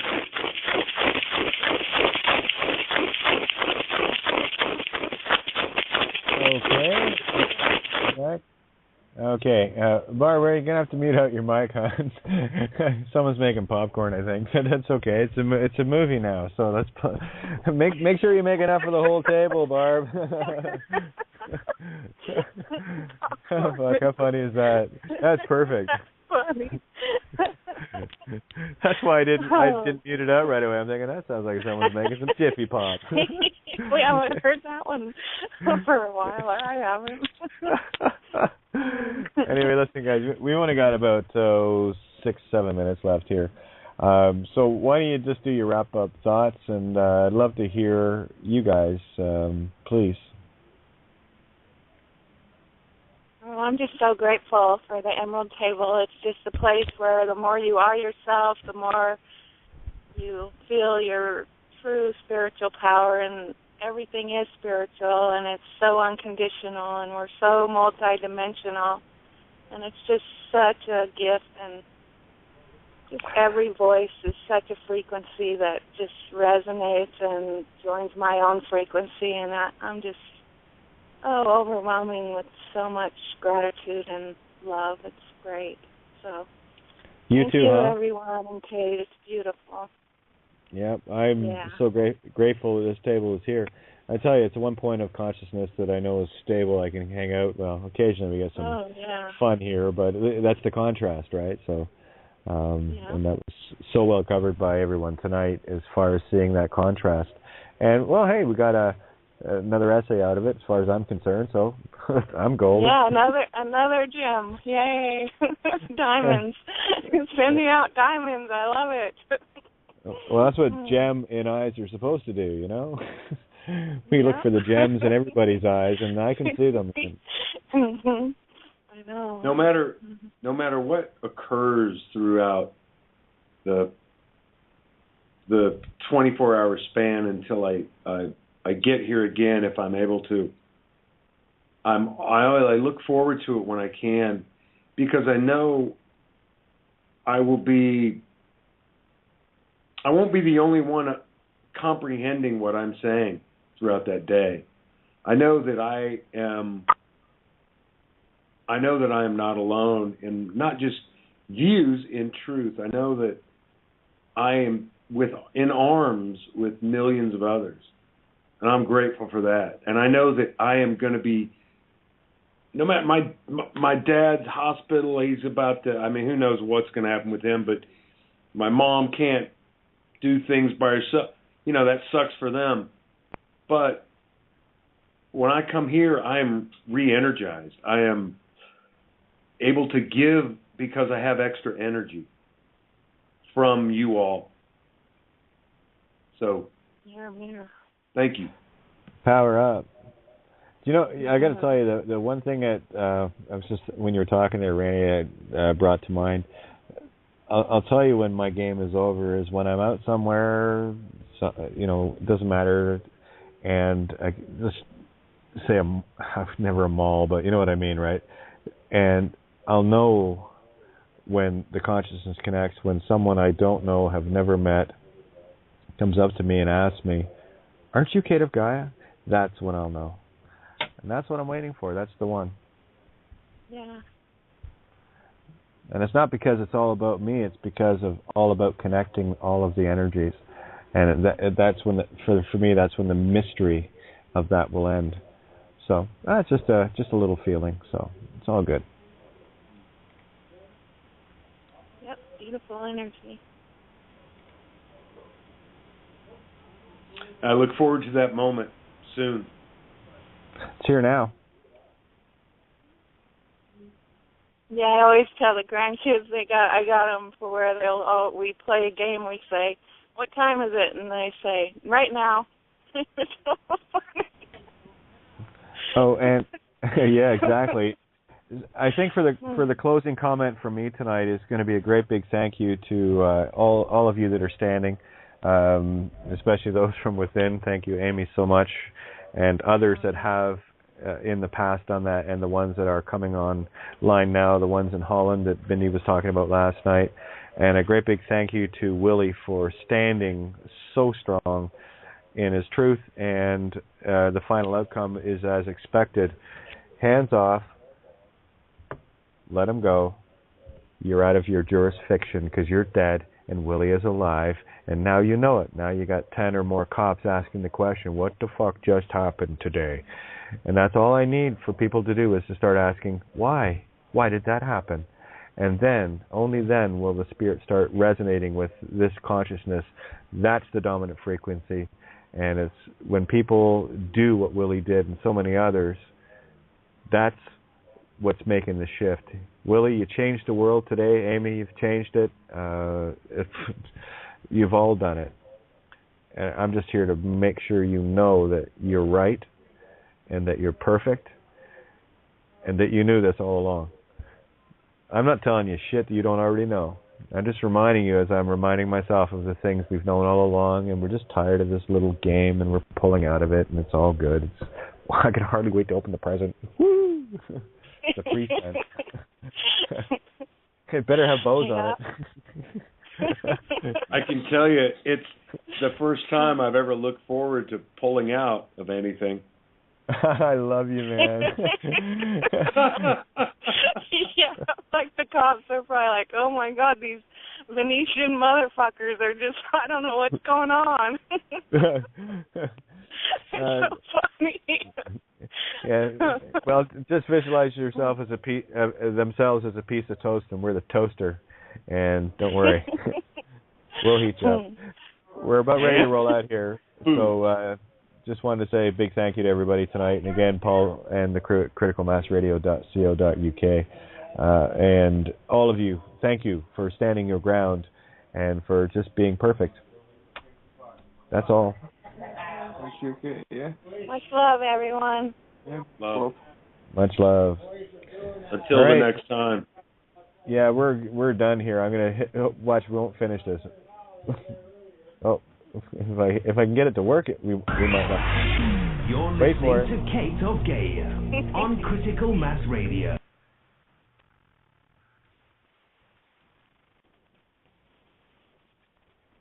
But I want to share this. This one is from Willie, and commonly known as, but he knows who he is, so he can actually use that and without fear, because it's not joined with the Narmer palette. That's what happens when you figure out who you are. You remove the curse of the Narmer palette, and all the meat stick monkeys, as much as they want to try, they will test you, but they will fail every time. And here's another example of it. Again, I don't know, ex-law enforcement coming on to say that everything we're sharing here is spot on. The highest level lawyers on the planet and judges saying that some crazy mouthy tranny is the only one on the net that's got it right. Any more clues? Judge bows to me. I run off 3-0 PP. Meat sticks. Wouldn't even come anywhere near the car. At least a foot off. And I'll tell you, as soon as I said, no, I'm not going to spell anything for you, that fucking Narmer palette went away real quick, didn't it, sassy? And you ran off with it. Oh, I better call it back up. Oh, my God, there's a dangerous radio host on the air. Dope. Anyway, yeah, I know they're just doing their job. Listen, when I'm picking on this, I'm picking on the ego and the stupidity of it. And it's my hope that these people, if they have soul, will actually awaken. And if they don't, well, they're going to the fucking shitter anyway. So that's what they wish for. Wish is granted. Here it is. This is the latest from a brother in the Netherlands today. Oh my, oh me, fucking God, I was tested big time. Going to be a fun night tonight, guys. No holes barred, so get ready for this. I haven't been in this area for a while. Just got a little motivated after the shit from last night, but here we go. After cleaning up my finished project today, I saw the sun shining brightly, so I thought to go and smoke a joint along the river. Good stuff. Smoke a bowl. I prefer bowls. They waste less. Anyway, parked the car a bit strange in the grass, but not of any bother to other cars or bikes, etc. Enjoyed the smoke and sun, but the moment I wanted to leave and get some dinner, cops showed up at the car. Yes, universe will test you. Watch how awesome this is. Seeing this from a distance, I found it best to walk the other way, which didn't turn out the way I thought it would. All of a sudden, they were on to me and rushed their car up on the walkway. Lesson learned is universe is going to test you. Stand your fucking ground. First thing they said was, are you so-and-so? Name a friend whose car I drive. I said, no. So what's your name? Then they asked. I said, sorry, can't help you with that, and walked away. What is your name? They screamed while coming after me. I said, I don't have any. And as a matter of fact, I am the living witness to the name fraud that's being perpetrated here by you and your colleague. Show your ID, was their reply. Oh, yeah, remote control. Anyway, I said, no, I don't have any, as I am not a servant of the crown, nor am I a child of the state or a slave. You're not willing to work with us, and we think you are on drugs and very confused, so we need to take you in, they said. Oh, apparently they're psychologists and everything, too. So they started to pull on my arms and get me cuffed, on which I constantly stated that they have no authority over me. Of course they don't. And if they would please call their master, to which I can explain the situation so they don't have to take me to the police station. Of course, these monkey robots didn't know what I was talking about. Most of them don't. Remaining calm all the time and willing to cooperate with those cops helped a little in them not harassing me too much. After they emptied my pockets, they found the key of the car and went to search it for an ID or license. I constantly told them that there is no ID in the car, even if they throw everything out. But beyond my own imagination, they did find a driving license in a plastic bag under one of the chairs. This was a license I was missing and couldn't find for quite a while. The only fucking ID I have. Go figure. At that moment, I thought I was fucked.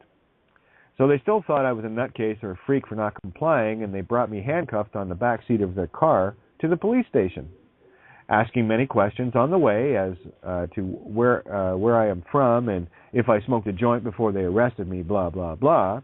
I answered them all and totally honest. And muting mics out as quick as you did for a lot of the psychobabble that was going off.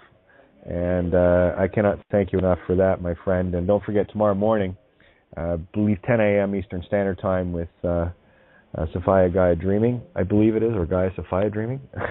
You know me in words. It doesn't matter. It's all the same thing. But anyway, criticalmassradio.co.uk with Michael at the helm, all the way from beautiful Hawaii to give you a nice start to your day 3 days a week. So it's not like we're not trying and doing here. You know what I'm saying?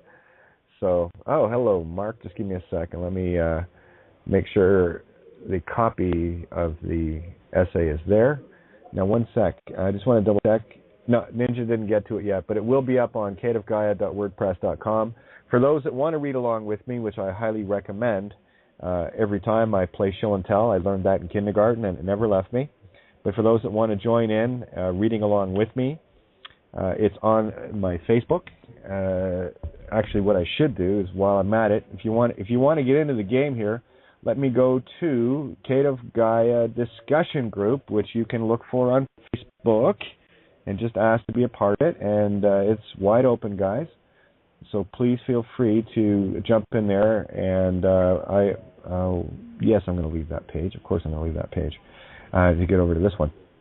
And I'll post a copy of it in there. Let me just make sure I've got it copied. Come on, then I can read it. Live radio, isn't it fun? All right, one sec. Oh, here we go. Almost there, guys. Oh, it's not responding. What else is new? Okay, here we go. And copying, I'm going to put it in the Kate of Gaia discussion group right now. So for those that want to read along with me, just do a quick search there, and we'll get you added as soon as you show up. And it's really hard to find. You have to go into the little Facebook search and write Kate of Gaia discussion group. There you go. And it's posted. So there we have it. Let me see, is there anybody already showed up? And yeah, we're not doing too bad. There's only 435 members there right now. But I've got the limit on my Facebook. By the way, guys, periodically, spammers that I have overlooked and in my search of removing nonsense are getting periodically removed, typically 1 or 2 a day. And as soon as those spots come open, those that have actually sent the friend request will be added as soon as the room is there. So that being said, let me see. Get over to Blog Talk. Just want to see who's on the board right now. Oh, yeah, we're filling up quick tonight. Okay, good. And we'll get into an open group discussion as soon as I am disgusted by the last night. Anyway, open group discussion as soon as I get the essay read out. It's not that long. Okay, a little clearing of the throat there. Now, just checking the rooms. And by the way, for those BTR listener 058, of course it's 13 Christ consciousness, because we hammer this shut. Lots of stories to share. Well, tell you what. You know what I'm going to do first, though, before I read this essay? It gives people a chance to find it. I'm going to share the wonderful story that was shared in the Skype rooms. This is what I mean. If you guys aren't part of the game, getting in touch, well, you get in touch with me directly. I'll get you in the Skype rooms. You're missing out on all the really cool shit that happens every day that we create. So I'm just looking for, where is it? It was a fairly long post. Oh, almost there. Oh, here it is. It's on my Facebook. This is so much faster and easier to read, though. As that is also part of standing in truth, in my opinion. Yes, you have nothing to fear. Entering the station, they told me I was lucky because the head chief commander, or whatever his title is, was going to address me as I had asked for during the ride. They put me in a cell with a cup of water and some disgusting food, telling me they were going to keep me for the night. Oh, how sweet of them. 10 minutes later, the chief came to me with the license in his hands and asked again who I am. So I told him to listen well. At the entrance of this building is a 5-meter-high spell in letters and words. It's called the first law of the Dutch Constitution and says all humans are equal in this country. So where do you derive your authority from? I am the living witness, etc., etc., etc. That pink piece of plastic you're holding is not mine and belongs to the state, as it clearly says on the back. I am the living... I, as the living, cannot contract with dead legal fictions of corporations, etc., etc. You and the entire police force are dead by consent, and all immunity that the Crown Corporation had provided you with has been erased now and became in effect since September last year by the motu proprio of the Pope. Well, the chief said, I'm not a Catholic, and smiled. I said, neither am I. But I'm not the one guilty of fraud here, eh? The chief says this, I will leave you now, and we are going to see what to do with you. Strange man you are. So another 10 to 15 minutes passed, sitting in this cold, lifeless cell. I felt some fear creeping in to me as the time passed, like I don't want to stay here, and what are they going to do next? Question mark, question mark, question mark. The standard ego rubbish chatter. Yes, it is. It will happen, guys. Just put it aside. This is simply how you do it. But after I had taken a few deep breaths, the only thing that came to mind was Kate's voice saying, stand in truth, do not yield, and none shall pass. Repeating this in my mind for a while until the door opened again. The sounds I heard from the mouth of the guard really surprised me. Sir, you may leave now. That's all I heard from any cop in there until I saw the front door, where at least 10 of them wished me good evening while they returned my phone and car keys. So, no sorry from any cop, but no fine, no night in cell, no nothing. That's because they can't. And the rats wouldn't take me back to my car, so unfortunately I had to take 3 buses and a fairly long walk to get there. But all is well, and I have not stopped smiling since I left the police station. Boom, take that, you filthy whore, Willie Van Gils. Also, make a note that the license was duly cut up and thrown in the garbage out front of the police station as Willie left the criminality behind. And by the way, just to let the Goonies at that police station know, you kidnapped an individual against their free will spiritual choice, and of course at the same time forced them to have to walk back to where they were in the first place. So those are debts that each and every one of you are going to have to fulfill. Have fun breaking down. There you go. So anyway, there's that.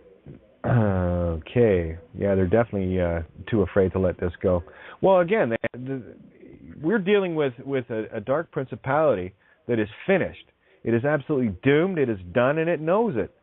Ask a cornered rat how hard it's going to fight, and I'll tell you this right now, it's irrelevant how hard it wants to fight because it's absolutely powerless without our agreement or our consent. So the more consent you pull back to yourself by cutting all your strings, Pinocchio, to the name, the more powerful you get. And the more responsible you are in that peace zone within you, is where you're going to start getting your causal God powers back, and the magic just starts to appear. And I don't expect anyone to believe this, especially not those stuck in a physical ego meat stick reality that apparently need a second fucking amendment and guns to defend their idiocracy is what I'll call that. You're listening to Kate of Gaia on Critical Mass Radio. The game is up. Now, it's our turn. Hey, good evening and welcome to Outside the Box. Yours truly, Kate of Gaia, coming at you live and uncensored. For those new to the table or recently initiated at the table, please pay close attention because tonight's going to feel like, in terms of the truth, it's going to feel exactly like brushing your teeth with barbed wire. Okay? We don't fuck around at this table, and that's it. Like there was too much of that going on last night. But anyway, we got through that, and I would just say that the first segment of the show with in terms of motivating people into getting off their duffs and actually not only figuring out who you are, but actually getting out and doing and having some fun.